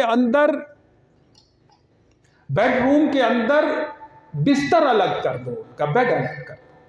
बाहर दरवाजे से बाहर बात नहीं जानी चाहिए। अगर यहां भी नहीं तो फदरिबूहुन्ना, कुछ डांट टपट कर दो। मारने से मुराद हरगिज किसी ने ये नहीं लिया है कि उनकी हड्डियां तोड़ दो, कुछ डांट टपट कर दो। उन्हें ये एहसास दिलाओ कि जिस काम पर तू चल पड़ी है ये इज्जत वाले लोगों का काम नहीं होता। फिर भी नहीं मानती, फिर भी ठीक नहीं, खामोशी से के साथ तलाक दे के रुखसत कर दो। किसी को बताओ भी नहीं कि मैंने क्यों तलाक दी। हो सकता है गलती यही हो मर्द की तरफ से, सेटिस्फेक्शन यहां से ना हो रही हो, लिहाजा किसी को ना बताओ, ना अपने कपड़े उतरवाओ और ना उसके कपड़े उतारो। जबकि ईसाइयत में उस वक्त तक तलाक नाफिज नहीं होती जब तक दोनों कोर्ट में खड़े होकर एक दूसरे को पूरा नंगा नहीं कर लेते, बुराई को पूरी तरह साबित नहीं कर लेते, फॉर्निकेशन और बदकारी को, तब तलाक वाक़या होती है। इस्लाम पर्दे डालता है, इस्लाम इज्जतों को बाकी रखता है। हो सकता है औरत की सेटिस्फेक्शन ना हो, उसे अच्छी जगह मिल जाए, वहाँ वो सेटिस्फाई हो, और खामन को कोई ऐसी बीवी मिल जाए तो दोनों आपस में सेटिस्फाई हों। इस्लाम तो यहाँ तक कहता है कि दरवाजे से बाहर बात नहीं निकलनी चाहिए। तो तलाक के मामले में भी यही कह रहा है कि इसे दुश्मनी का जरिया मत बनाओ। ये मान लो कि नहीं हो सका, निभा नहीं हो सका तो ठीक है, अलग हो गए। जी तहसील साहब। मैं अलीपुर बार एसोसिएशन का मशहूर हूँ कि उन्होंने यहाँ पर आप जैसे एक आलमी दीन को वजू दिया है, इससे हमारे इल्म में इजाफा हुआ है। इससे पहले आपके साथ हमने काम किया है तकरीबन 7-8 साल, तो आपकी वजह से एक MLA ने अपनी प्रिविलेज मोशन वापस कर ली है। PIG दुरानी साहब ने कहा गरीबपुर में फलाने बंदे DRC में बैठते हैं, उनके पास हमला करो। वाजपेयी कत्ल के साथ 500 बंदे आए थे और आपने उनको वापस कर दिया है कि कत्ल मेरे सामने करो। आपके नाले के बारे में मैं बात कर रहा हूँ। दुरानी साहब के भतीजों से मर्डर हुआ है, सूरज गली में आपने मसले हल किए हैं, और मैं समझता हूँ कि आप इस सोसाइटी के साथ इन टच रहें कि बड़े लोगों के मसले हल हो सकते हैं, और ये जो हमारी सोसाइटी बनी है ये आपसे पूरा फ़ायदा उठाए। मेरी अर्ज ये है कि आपने हमारे साथ काम किया है, हमने आपके साथ काम किया है। हमारे पास तो कुछ आलिम दीन है जो गांव से ये फतवा लेकर आते हैं, आपके सामने हम पुट अप करते हैं, आप कहते हैं मैं नहीं पढ़ता, मुझे फतवों का पता। हम भी कहते हैं हम पढ़ कर आए हुए हैं। वो कहते हैं कि ये 3 नोट है 1-1 रुपए के, ये एक दफ़ा सौदा ले लो या अलग-अलग 1-1 रुपए का ले लो, 3 तलाकें हो जाती हैं। आपके वक्त में आपने और नवाज फाती ने एक अर्जी नवीस जिसने लिखा है, सब्सक्राइब किया, उसके खिलाफ कार्रवाई का भी लिखा है, फिर वो हो गया था। बात यह है कि कुछ लोग गांव में अब भी वो 3 तलाकों की बात कर रहे हैं। इसमें आपकी राय क्या है? क्या वो ठीक है? वो तो एब्सोल्यूट हो जाती है। ये तो मसलक आप जो बयान कर रहे हैं कि 1 महीने की, फिर 1 महीने की, 1 महीने, 3 भी एक ही तस्वर करते हैं। लेकिन जो जिससे गरीबपुर ने आपकी मौजूदगी ने हमने नोट किया है वो ये है कि वो कहते हैं कि होगी ये तलाक, खत्म हो गई है, अब ये इस लड़की को मैं नहीं रखता। इस बारे में आपकी क्या राय? मैंने अपना मौक़िफ़ पेश कर दिया है। मेरे अपना ओपिनियन यही है कि 1 होती है, 3 नहीं होती। और वो जो दलाइल हैं मैंने पूरे तो नहीं अर्ज़ किए, वक्त को मैं बचाना चाहता था कि कहीं आप लोग तंग ना हो जाए, क्योंकि पढ़े लिखे लोगों के सामने बोलना बहुत मुश्किल काम है, और फिर भी एक ऐसे कानूनी नुक्ते पर के जिससे बहुत ज़्यादा आप प्रैक्टिस में मौजूद है, आपका मुताला है, आपकी तहकीक है। कुरान और सुन्नत से जो दलाइल हैं वो मैंने आपके सामने रख दिए। कोई एक हदीस भी ऐसी नहीं जो वाज़े और सही हो जिसमें ये बयान किया गया हो कि 3 तलाक़ें एक वक्त में दी गई तो वो 3 हो के मुग़ल्लज़ा हो गई है। कोई एक हदीस भी नहीं। जो हदीसें पेश की जाती हैं इस मामले में वो इंतहाई कमज़ोर, बल्कि कुछ हदीसें मौजू हैं। मैं 1 बाय 1 उन पर नहीं गया। मौजू का मतलब ये होता है घड़ी हुई हदीसें। अब मैं सिर्फ एक मिसाल उसमें से देता हूँ। एक हदीस ये पेश की जाती है कि एक रावी ये कहता है कि मैंने अपने दादा से सुना कि रसूलुल्लाह सल्लल्लाहु अलैहि वसल्लम के पास एक आदमी आया और उसने आके कहा कि मैंने अपनी बीवी को 1000 तलाक़ें दी थी। तो रसूलुल्लाह सल्लल्लाहु अलैहि वसल्लम ने फरमाया कि 3 तो नाफिज हो गई, बाकी 1000 में से कितनी बची? 997 उन्हें सर पे लेके घूमता है। अब जब इसकी सनद की तहकीक करें तो उसमें बड़ा वाज़े है कि जिससे वो बयान कर रहा है अपने दादा से, उसके दादा ने रसूलुल्लाह का दौर ही नहीं पाया। उसने कैसे रसूलुल्लाह से सुना या देखा? वो रसूलुल्लाह के दौर से, आपकी बेइज्जत से पहले इंतकाल कर चुका था। तो इस तरह की रिवायतें हैं। बुखारी की एक रिवायत है जिससे ये साबित किया जाता है कि एक वक्त की 3 तलाक़ें 3 होती हैं, और उसमें रफ़ा कुर्जी की रिवायत है कि उनकी बीवी जब रसूलुल्लाह सल्लल्लाहु अलैहि वसल्लम के पास आई और उसने कहा कि अल्लाह के रसूल, मुझे मेरे खामन ने तलाक दे दी है, 3 तलाक़ें, 3 के अल्फाज हैं, 3 तलाक़ें दे दी हैं, तो क्या मैं नानो नफका की हकदार हूँ। इससे कहते हैं कि चूंकि उसने 3 दे दी थी, 3 के अल्फाज हैं, आपने उसे 3 नाफिज करके कहा कि इद्दत गुजरने के बाद तुम नानो नफका की हकदार नहीं हो, क्योंकि इद्दत तुम्हारी पूरी हो चुकी है। यही हदीस बुखारी में दूसरी जगह पर है, यहाँ इजमाल है, मुख्तसर है। यही हदीस इन्हीं रावियों से रफ़ा इसी वाक़े के मुतल्लिक है। वहाँ यह है कि रफ़ा कुर्जी ने आखिरी तलाक तीसरी भेजी यमन से। इसका मतलब पहले वो दो दे चुके थे, और फिर जब आखिर सलासा ततलीक़ात, जब 3 तलाकों में से आखिरी जो तलाक थी वो उन्होंने भेजी। पहले 2 दे के वो रुजू कर चुके थे, और जब आखिरी तलाक भेजी तो उसके बाद रसूलुल्लाह सल्लल्लाहु अलैहि वसल्लम ने फरमाया कि अब तू उसके घर में नहीं रह सकते। अब दोनों हदीसों को मिलाएं तो बिल्कुल वाज़े हो जाता है कि एक में इजमाल है, मुख्तसर बात हुई है, और दूसरे में मुकम्मल तफसीली बात हुई है। कोई एक हदीस भी नहीं जो वाज़े भी हो और सही भी हो कि एक वक्त की 3 तलाकों को आपने 3 शुमार किया हो। रह गए मामले अकली दलाइल के, तो अकली दलाइल में तहसीन साहब ने जो अभी एक की कि 3 नोट हैं, 3 रुपए की एक जगह चीज़ लो या अलग अलग करके लो, तलाक और नोटों में फ़र्क है। तलाक का हुक्म बयान हुआ है कि एक वक्त में एक ही तलाक दे सकता है, और कुरान ये कहता है कि तोहर की हालत में तलाक दो, उस तोहर में जिसमें कपुलेशन ना हो। तलाक सुन्नत में एक शर्त ये भी है कि एक वक्त में एक दो, और उस तोहर में दो जिसमें कपुलेशन ना हो, क्योंकि इसमें इंसान के पास सोचने का बड़ा वक्त होता है। मेंसेस में तलाक देने के सोचने का नहीं होता, दोनों का मिजाज बिगड़ा हुआ होता है। एक छुट्टी पर होता है और एक की ख्वाहिश नहीं होती, दोनों आपस में लड़ रहे होते हैं, इसलिए मना किया उस वक्त तलाक ना दो। जब तौर में तलाक एक देगा एक वक्त में एक, तो यही तलाक सुन्नत है। अब एक दलील इसमें यह दी जाती है कि तलाक गोली की तरह है, आप एक गोली मारे उससे भी मर जाएगा, 3 मारे उससे भी मर जाएगा। नहीं, गोली की तरह नहीं।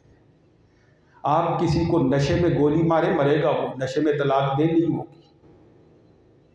पागल गोली मारेगा, मरेगा वो, पागल तलाक देगा नहीं होगी। बच्चा गोली मारेगा, मरेगा वो, बच्चा तलाक देगा नहीं होगी।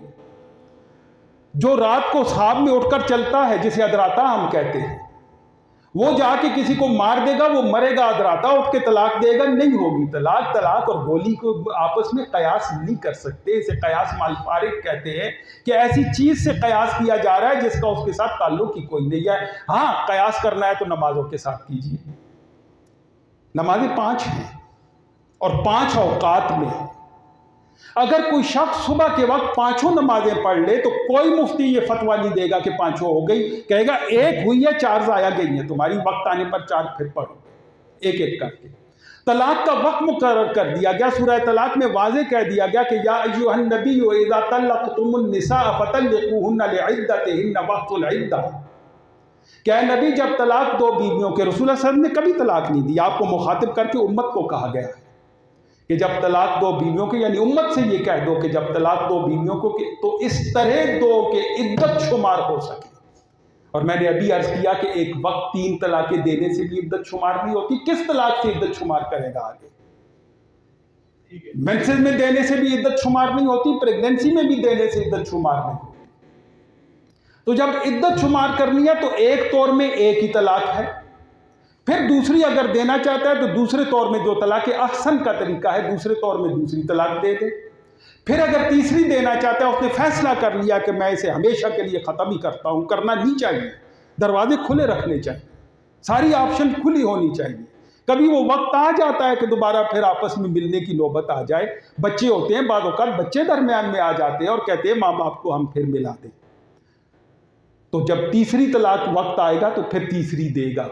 बिल्कुल इसी तरह कि हर नमाज का एक वक्त मुकर्रर है। सुबह 1 पढ़ेंगे, जोर को दूसरी, असर को तीसरी, मगरिब को चौथी और इशा को 5वीं।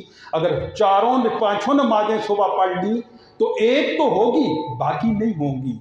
बिल्कुल अगर 3 तलाकें एक सिटिंग में दे दी तो जिसका वक्त है वो तो होगी, बाकी जाया जाएगी, वो नहीं होगी। कुरान उसके लिए वक्त मुकर्रर कर रहा है।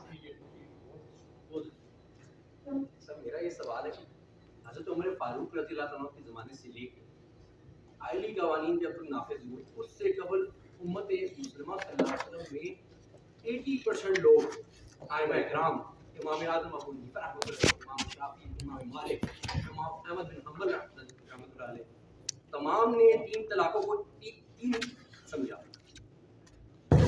जब इजमाए उम्मत हो गया 90% उम्मत के, और नबी अलैहि सल्लम ने फरमाया मेरी उम्मत कभी भी बुराई पे मुश्तमिल नहीं हो सकती।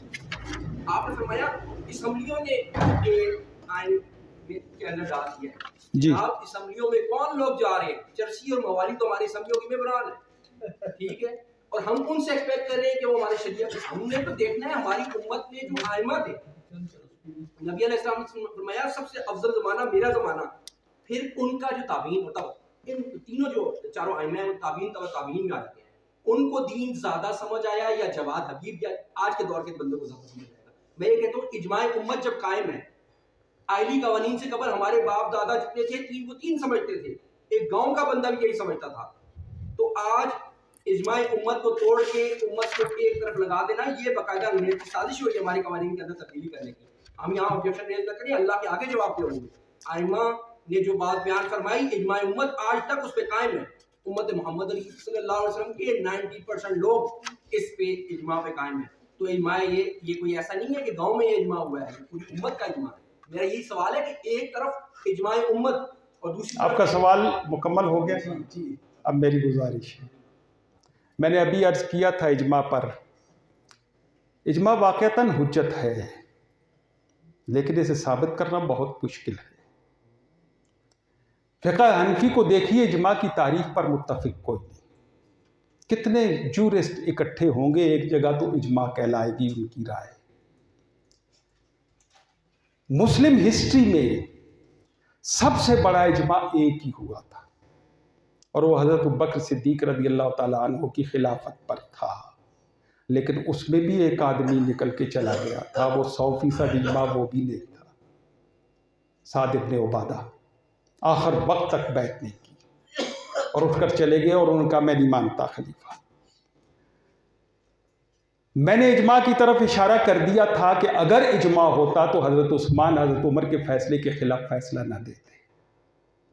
अब्दुल्लाह इब्न अब्बास, अब्दुल्लाह इब्न मसूद साहबा में, अब्दुल्लाह इब्न अम्र इब्न लास, ये एक वक्त की 3 तलाकों के 3 के कायल न थे न रहे हैं। हज़रत उमर के आर्डिनेंस को इन्होंने माना है। हुक्मुल हाकिम यरफ़उल खिलाफ, स्टेट लॉ आ गया है तो उसे तस्लीम करना है जब तक वो लॉ है। फिर आपने बात की फ़ुक़हा की, तो फ़ुक़हा के अंदर भी इख्तिलाफ है। इमाम मालिक से दोनों तरह की रवायतें मनक़ूल हैं। मेरे पास ये मेरा एक आर्टिकल है, ये पब्लिश हुआ था, मेरे पास वो पब्लिश कापी तो नहीं है, ओरिजिनल कापी है। और ये आर्टिकल पिंडी लाहौर पंजाब लाहौर हाई कोर्ट पिंडी बेंच में भी पेश हुआ था, और उन्होंने फिर मुझे भी बुलाया था क्योंकि पब्लिश पेश हुआ था। तो फिर उन्होंने पूछा कि ये कौन है बंदा। बहुत लोगों ने और भी लिखा, मैं ये नहीं कह रहा कि मैंने ही लिखा है, और भी बहुत लोगों ने लिखा है। तो फिर मुझे भी बुलाया गया वहाँ। इसमें मैंने उन सारे लोगों के नाम दिए हैं, और इसमें रेफरेंसेस मैंने ऐसे बात नहीं की है। ये 8 पेजेस हैं इसके, और अबाउट 52 अथॉरिटीज़ मैंने कोट की हैं।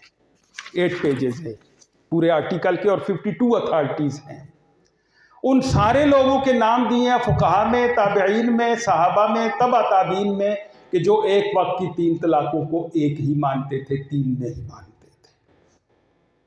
जहाँ इख्तिलाफ हो वहाँ फिर हकम स्टेट है, और इख्तिलाफी मामलात में स्टेट के पास इख्तियार है कि वो कोई कानून साजी कर दे, और जब कानून साजी हो जाए तो उसे मानना पड़ता है, और उसी को मानना दीन का मंशा है। मैं यहाँ आपको एक लतीफ़ा सुना देता हूँ, लतीफ़े के तौर पर लीजिए इसे। मैं चूँकि इजिप्ट में रहा, अल अज़हर में, उनसे मेरा राब्ता अब भी है। मैं पहले तो ख़त लिखता था, अभी ईमेल उनकी वेबसाइट पे जाके क्वेश्चन भेज देता हूँ। कुछ सवाल हो जाते हैं, जवाब आ जाते हैं, कुछ डिस्कशन हो जाती है। मैंने सेक्शन 4 जो हमारी है मुस्लिम फैमिली लॉ ऑर्डिनेंस की, उस पर उनकी भी यही है कि मरने के बाद पोते को मिलेगा, अगर एक दरमियान से हट गया तो पोते को मिलेगा। इस पर भी मेरा एक आर्टिकल है। तो मैंने उन्हें सवाल भेजा, एक सवाल बना करके, एक आदमी फौत हुआ, उसके 2 बेटे रह गए, एक पोता रह गया जिसका बाप पहले मर चुका उसकी ज़िंदगी में, वरासत कैसे तकसीम होगी? उन्होंने कहा हमारे लॉ की सेक्शन फलां फलां फलां के मुताबिक 3 हिस्सों में तकसीम होगी, एक हिस्सा बाप एक बेटे को, एक दूसरे बेटे को और एक पोते को मिलेगा। मैंने लिखा कि मैंने आपका लॉ नहीं पूछा, मैंने पूछा है कुरान और सुन्नत के मुताबिक मुझे जवाब दीजिए। उन्होंने कहा जहाँ कुरान और सुन्नत खामोश हैं या इख्तिलाफ है वहाँ स्टेट लॉ को मानना ही कुरान और सुन्नत का हुक्म है।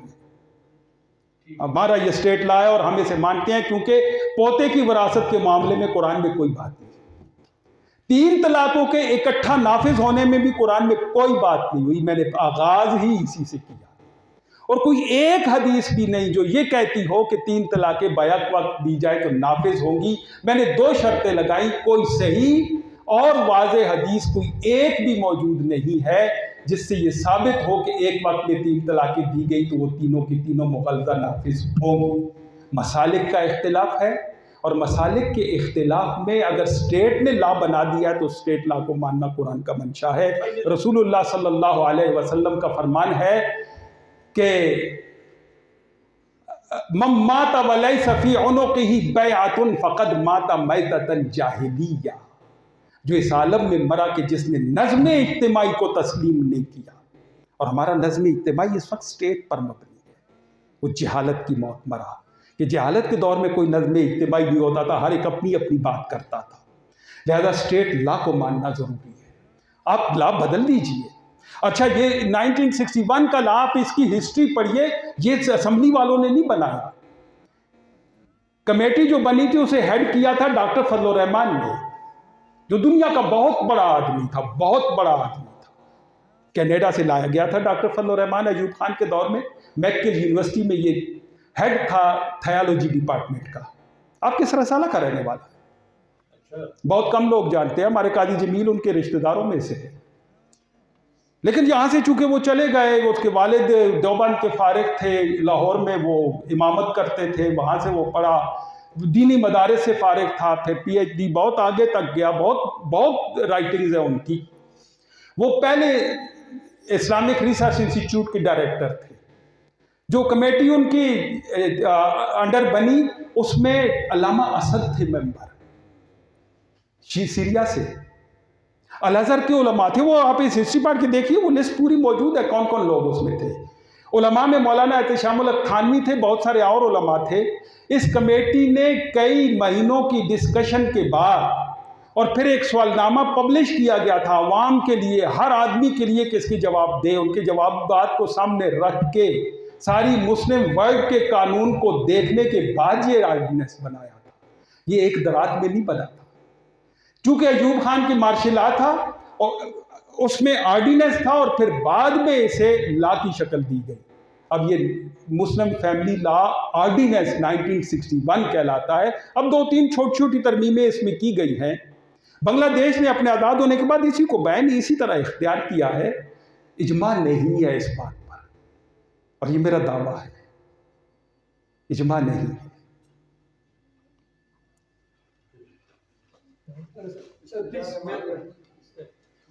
सर मैं जवाद हबीब की बात को आगे बढ़ाते हुए एक इशारा करता हूँ जी कि आपने रेफरेंस कॉन्टेक्स्ट इस्लामिक हिस्ट्री बात को तो हम मिंदवान जो है वो तस्लीम करते हैं, लेकिन 1857 की जंग आज़ादी के बाद जब से अंग्रेज ने हिंदुस्तान पर कब्जा किया, फिर उसके बाद मूवमेंट्स चलने के बाद आपका जब पाकिस्तान भी बन गया जी, आपका चीफ जस्टिस वो आया मुसलमान था, आपका जो आर्मी चीफ आया वो मुसलमान था, या अब भी जितने भी आपकी असेंबली में जितने भी लोग बैठे हुए हैं, इन्होंने तो चलो एक दूसरा लफ्ज़ इस्तेमाल कर दी, मैं वो नहीं करता हूँ। आपकी असेंबली में जितने भी लोग बैठे हुए हैं, they are feudals, capitalist and they are agents, और अगर मुनासिब समझो तो गैर मजहबी कादियानी बैठे हुए हैं और लोग भी बैठे हुए हैं। मुझे आप ये बताएं कि ये जो कुरान सुन्नत की जो ताबीर करेगी, आया वो उसके मुताबिक, जिसकी कि आपने रेफरेंस कर दिया कि वो जो कमेटी बनाएगी फैसला से तल्लक है हमारा, फैसला से ही। आप कहते हैं कि उनको नहीं जानते, हम जानते हैं। मैंने कहा अक्सर लोग नहीं जानते, मैंने ये कहा अक्सर लोग नहीं जानते। लेकिन वो जब लॉर्ड मैकाले ने जब जाते हुए ये कहा कि ये जो लोग हैं हमको छोड़ के जा रहे हैं, ये होंगे तो हिंदुस्तानी कदर उनका जो है वो गंदगी होगा, लेकिन अंदर से ये अंग्रेज पैदा करके जा रही है। अब उस फिलॉसफी के तहत मैं इसी की बात को आगे बढ़ा रहा हूँ, बड़ी अच्छी बात थी। अब हमें ये बात कुर्बानी देनी पड़ेगी, हमें डंकी की चोट पे हम कहते हैं इस बात को कि हमें रियलाइज करना है कि हम गालिब हैं। वल्लज़ी अरसला रसूलहु बिल हुदा व दीनिल हक़ लियुज़हिरहु अला दीनि कुल्ली वलौ करिहल मुशरिकून। पहले तो आप जब गालिब होना मुसलमानों का और आपका जो गलबा जो है वो जरूरी है। स्टेट का जहाँ तक आप बात करती हैं, मैं ये कहना चाहता हूँ कि वी आर स्लेव्स। अब हम पे जो है वो एक चीज को वो ठोंस रहे हैं, जैसे आप कह रहे हैं कि उनकी बात मानी, हम माने या ना माने वो तो हम लोग इंप्लीमेंट करवा रहे हैं। सेकंड मेरा जो है इसका पार्ट ये है कि आइम्मा इकराम ने जितनी स्टडी किया, ज्यूरिस्टिक जितनी भी उनकी स्टडी थी, इमाम अबू हनीफा रहमतुल्लाह अलैह और जितने जो हमारे अरबा हैं, उनका अपनी अपनी उनके मुताबिक जो उन्होंने जो इख्तिलाफ है उम्मती जो है उसका हम इससे हमें इसको नहीं करते। ज़मान मकान का इख्तिलाफ जरूर हो रहे हैं, लेकिन जो आज के दौर में लिटरेसी रेट देखें आप और जो तलाक का जो रेशो देखें और एक मुनज़्ज़म साजिश के तहत पूरे के पूरे माशरे को जो वो उन्होंने यरगमाल बना के जो हमें जो वो शादियाँ भी जिस तरीके से हो रही हैं, तलाक़ें भी जिस तरीके से हो रही हैं, आप इस चीज़ पे थोड़ा सा हमें हमारी रहनुमाई करें कि आया जो है वो ये जो इसको आप किस तरीके से लेंगे। ये एक दफा तो फिर मैं आपको सलाम करता हूँ sir. I am feeling proud of you that you are my class fellow, we are class fellow. मेरी सर गुजारिश ये है, मुझे इतना पता होता है कि आप आ रहे हैं और इस तरह जामे किस्म का लेक्चर होगा, तो मैं कहता हूँ कि ये जो हमारी फैमिली जजेस है सर, उनकी यहाँ पर बड़ी जरूरी थी। बड़ी मेहरबानी। ये सारा कॉन्फ्लिक्ट की सूरत में कम से कम अगर आप पाकिस्तान में नहीं तमाम कोर्ट्स को नहीं देख इस्लामिक काउंसिल को नहीं दे सकते, तो कम से कम हमारी जो हमारी फैमिली कोर्ट्स है सर, इनको ये जो जितने भी आपने फतवे जो dependent view the Quran and सुन्ना जो आपने तलाक के बारे में, ये इतना सेंसिटिव इशू है, ये एटम बम से भी ज्यादा खतरनाक है। जिस तरह हमारी घर तबाह कर देता है। जी ये मैं सवाल से ये कह रहा हूँ कि आप ये जितने भी आपने जो लेक्चर दिया है, जितने भी फतवे और कुरान सुन्नत की रोशनी में जो आपने बात की है, ये हमारी जो फैमिली सपोर्ट है उनको कांडी दे दे। ठीक है, हमने क्योंकि मैं जो सवाल मैं ये करता हूँ कि अब जो इतनी ये नहीं कि फैमिली कोर्ट का तासुर ये हो चुका है कि ये सिर्फ वुमेन से नहीं बनी हुई है। This is very pathetic state of affair. मैं इसलिए आपको गुजारिश कर रहा हूँ कि ये कम से कम जो कुछ भी हमने लेक्चर किया है इनको जरा कांडी दे। जी मैं थोड़ी सी सवाल कोशिश करूंगा कि आखिर में सवालिया निशान आए, लेकिन जैसे अब्दुल हकीम साहब तफसील से कर रहे थे, मैं थोड़ी सी बात करना चाहता हूँ। मैं इस ज़माने से कोर्ट में देख रहा हूँ कि जब सिविल जज साहब के पास तो अख्तियार हुआ करते थे by virtue of post, family court के पावर थे, और उस वक्त बड़े कम केसेस हमारे पास होते थे। अब जो जो ज़माना गुजरता गया, इस वक्त आप हमारी कोर्ट्स देख लें कि अलग 3 कोर्ट्स हमारी चल रही हैं और उनमें इतने ज़्यादा केसेस आ चुके हैं। ये क्या मसला हमारे माशरे में, ये क्या तसादम का बहस चीज़ बनी हुई है, वो वजूहात क्या हैं? देखिए, ये एक बड़ी हैरत की बात ये भी है कि तमाम कवानीन जब अल्लाह ताला ने जो अल्लाह और रसूल के कवानीन है, किसी अज़ियत परेशानी तकलीफ़ के बहस नहीं है। जो हमारे कवानीन हैं, इंसान के कानून कवानीन जो हैं उनमें तकलीफ़ परेशानी रखी हुई है। लेकिन एक बात हुई है कि जब कानून बना, अल्लाह ने कानून बनाया इस बारे में सब्जेक्ट मैटर पे, कि उसमें अल्लाह के रसूल की हदीस मुझे याद आ रही है जो आपने भी अरबी में बताई है, the thing which is lawful but dislike और बट इज डाइवोर्स। इसको कानूनी तहफ़्फ़ुज़ भी दिया गया और इसको जायज़ भी करार दिया गया। मैं सोच रहा था कि मैं आखिर में ये सवाल ये कर, मैं इसको मुख्तसर करता हूँ सर, मैं मुख्तसर करता हूँ कि हम सारे समझ रहे हैं कैसे बाकी वो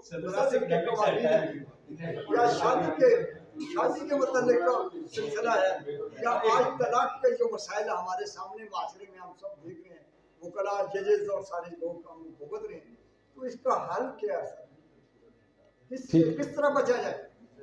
जी मेरी मदद के साथ मेरा एक सजेशन है, चूँकि शरीयत के बारे में और दीन के बारे में ना मैं मुकम्मल तौर पर समझता हूँ, ना इनमें से कोई और बंदा ये क्लेम कर सकते कि हम शरीयत को समझते हैं।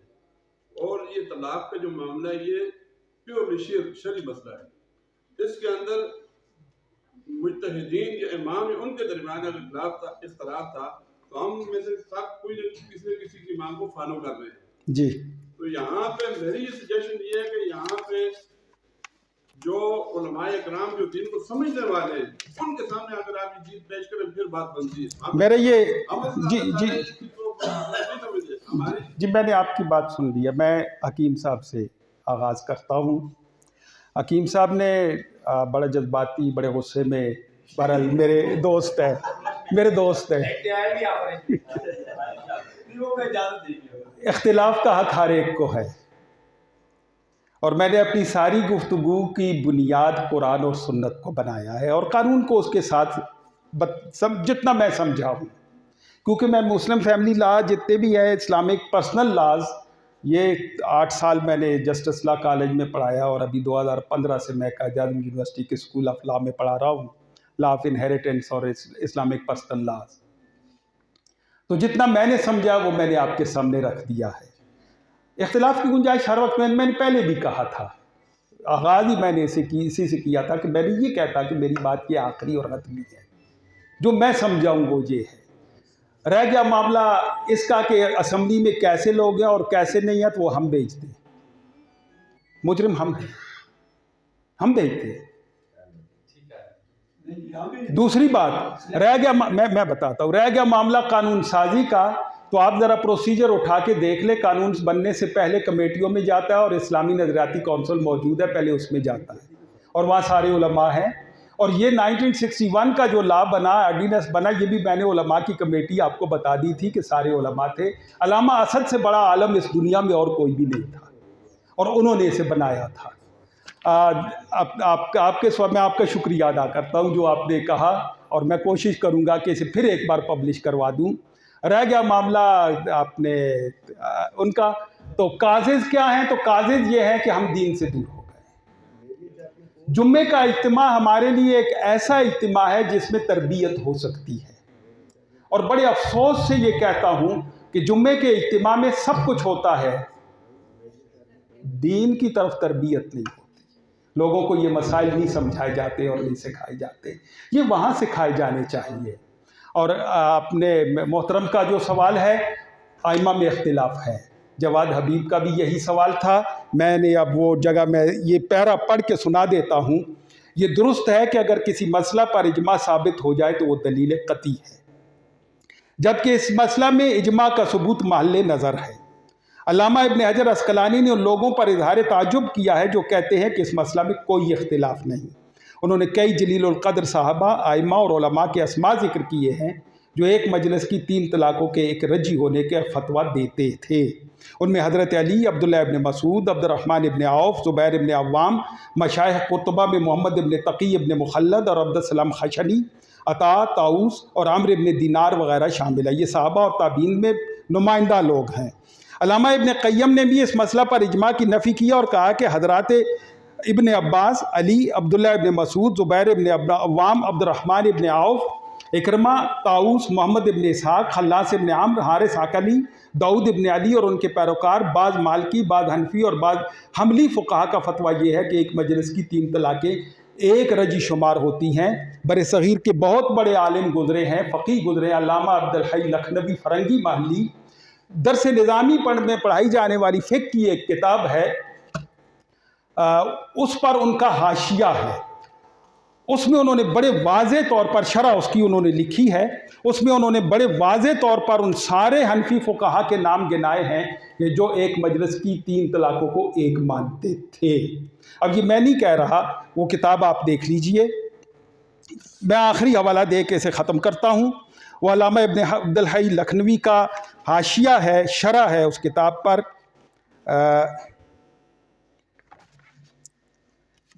मेरे जहन से इस वक्त उसका नाम निकला है, बहरहाल अगर वो आ गया तो मैं आपको सामने आ गया बता दूंगा। आखिरी, इस वक्त बर सग़ीर में हनफियों के 2 बड़े ग्रोह हैं, एक बरेलवी और एक देवबंदी। देवबंदियों में से 2 बड़े मुफ्ती, मुफ्ती ज़फ़ीरुद्दीन और मुफ्ती कफ़ीलुर्रहमान नशात का फतवा मेरे पास पब्लिश मौजूद है, जिन्होंने लिखा है कि एक वक्त की 3 तलाक़ें एक शुमार होती हैं। इस दौर में उन्हें 3 शुमार करना जुल्म है। और बरेलवियों में पीर करम शाह साहब का पूरा एक मुकाला है, दावत फ़िक्र व नज़र के नाम से पब्लिश्ड है, उसे देख लीजिए, नहीं तो मुझसे ले लीजिए, उसे पढ़ लीजिए। उन्होंने सारे दलाइल उनमें दिए हैं। और हनफियों के यही 2 ग्रोह हमारे पास हैं, देवबंद के नुमाइंदा मुफ्ती और बरेलवी ग्रोह के सबसे बड़े आलिम जो जस्टिस रहे हैं फिर शरीयत कोर्ट के भी और जस्टिस रहे हैं शरीयत अपीलेट सुप्रीम कोर्ट के भी। उन्होंने उनके अल्फाज में मैंने यहाँ उन्हें नकल किया है। मैं सिर्फ पीर करम शाह साहब के अल्फाज आपको सुना देता हूँ, कितने दर्द के साथ वो लिखते हैं। और फिर बाकी सवाल चाय पर हो जाएंगे इंशाल्लाह। आप जितना मर्जी अब मुझसे झगड़ ले।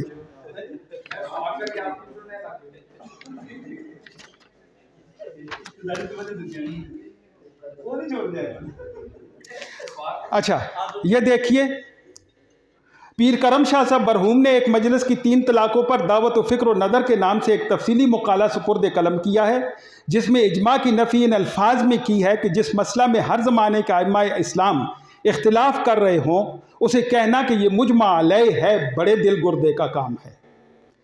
और मुकाला के आखिर में एक रजी तलाक़ होने के कौल को राजे करार देते हैं। और उनके अल्फाज जो मैंने यहाँ नहीं लिखे, उनके अल्फाज ये हैं कि जब कोई 3 तलाक़ें एक वक्त देकर किसी आलिम के पास या किसी मुफ्ती के पास जाता है और वो उसे हलाले का रास्ता दिखाता है, तो सब्ज़ गुंबद के मक्की की रूह कितनी कांप जाती है।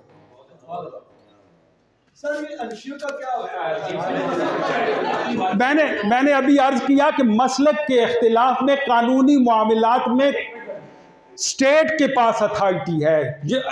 ये मैग्ज़म है फुक़हा का कि हुक्मुल हाकिम यरफ़उल खिलाफ, जो ला बन जाएगा उसे मानना होगा।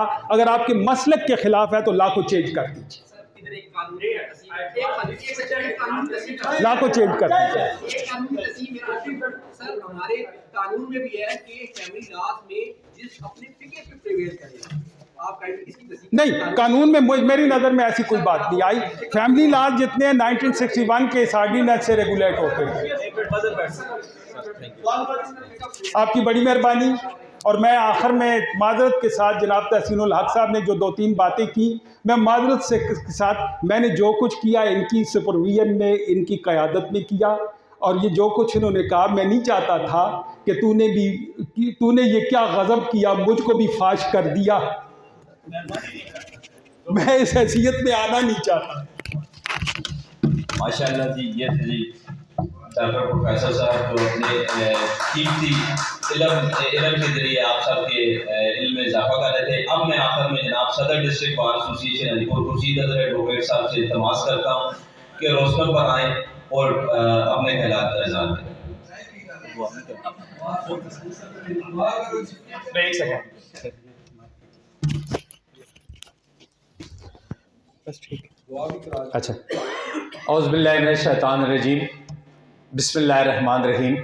जनाब असद सईद खान एडवोकेट साहब, बाबर चौधरी बाबर साहब, ज़ुल्फ़िकार कुरैशी साहब, तहसीन साहब, मलिक असद साहब,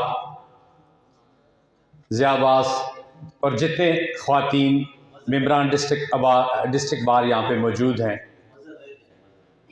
मज़हर तनोली साहब, ज़िया अब्बास, फिर कहूँगा मैं आप सब लोगों के सामने आज इस बात पे फ़ख्र महसूस करता हूँ कि जिस तरह अरशद क़य्यूम साहब ने आज के इस मौजू के एतबार से जिसका इंतज़ाम PLM ने कि जनाब वकास नकवी साहब नईम खान तरीन साहब और मेरे प्यारे भाई जनाब ताहिर अमीन खान साहब ने किया है। हम उनके शुक्रगुजार हैं कि डिस्ट्रिक्ट बार में आज एक ऐसी नशिस्त मुनक्कद करने का हमें मौका मिला जिसमें सबसे पहले मैं अपने बारे में कहूँगा कि मुझे एक मुसलमान होने पे फ़ख्र है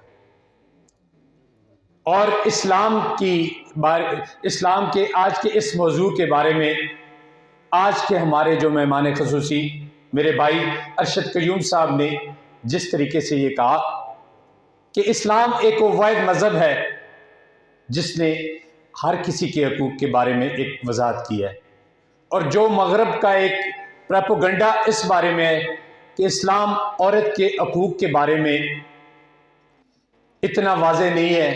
आज की इस नशिस्त के बाद मैं इस बात को ये समझता हूँ कि हमारे इस्लाम के जो मुफक्करीन हैं, जो लोग इस पर रिसर्च कर रहे हैं, उन्होंने इस बात को साबित किया है कि सिवाय इस्लाम के इस पूरी दुनिया में किसी और मज़हब, किसी और सोसाइटी, किसी और मुल्क ने ख़वातीन के हकूक़ के बारे में वजाहत नहीं की।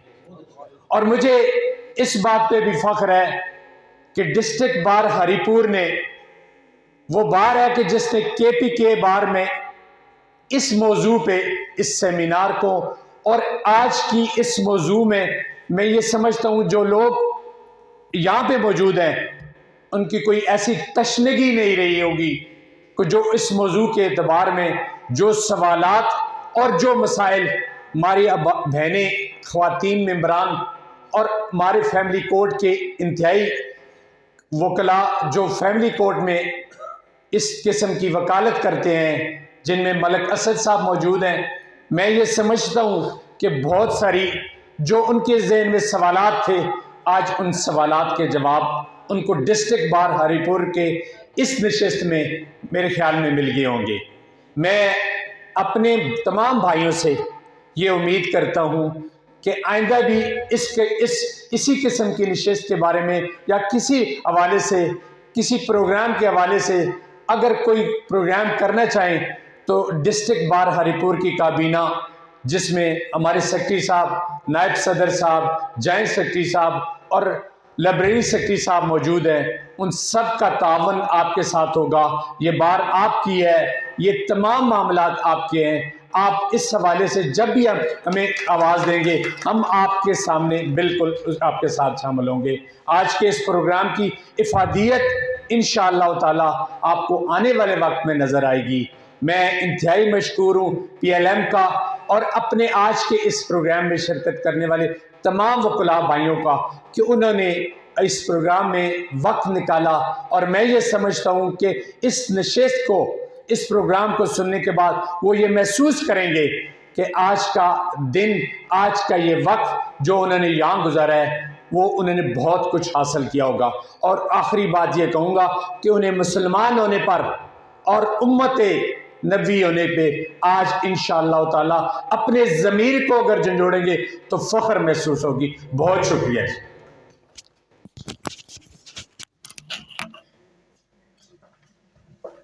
ये थी सदर डिस्ट्रिक्ट बार एसोसिएशन हरिपुर। इसके साथ इस तकरीब का, इस नशिस्त का बाकायदा तौर पर इंतज़ाम किया जाता है। हाल के अंदर ही रिफ्रेशमेंट का इंतज़ाम है, तो उसमें इसके साथ ही ख़वातीन का इधर ही उनको साथ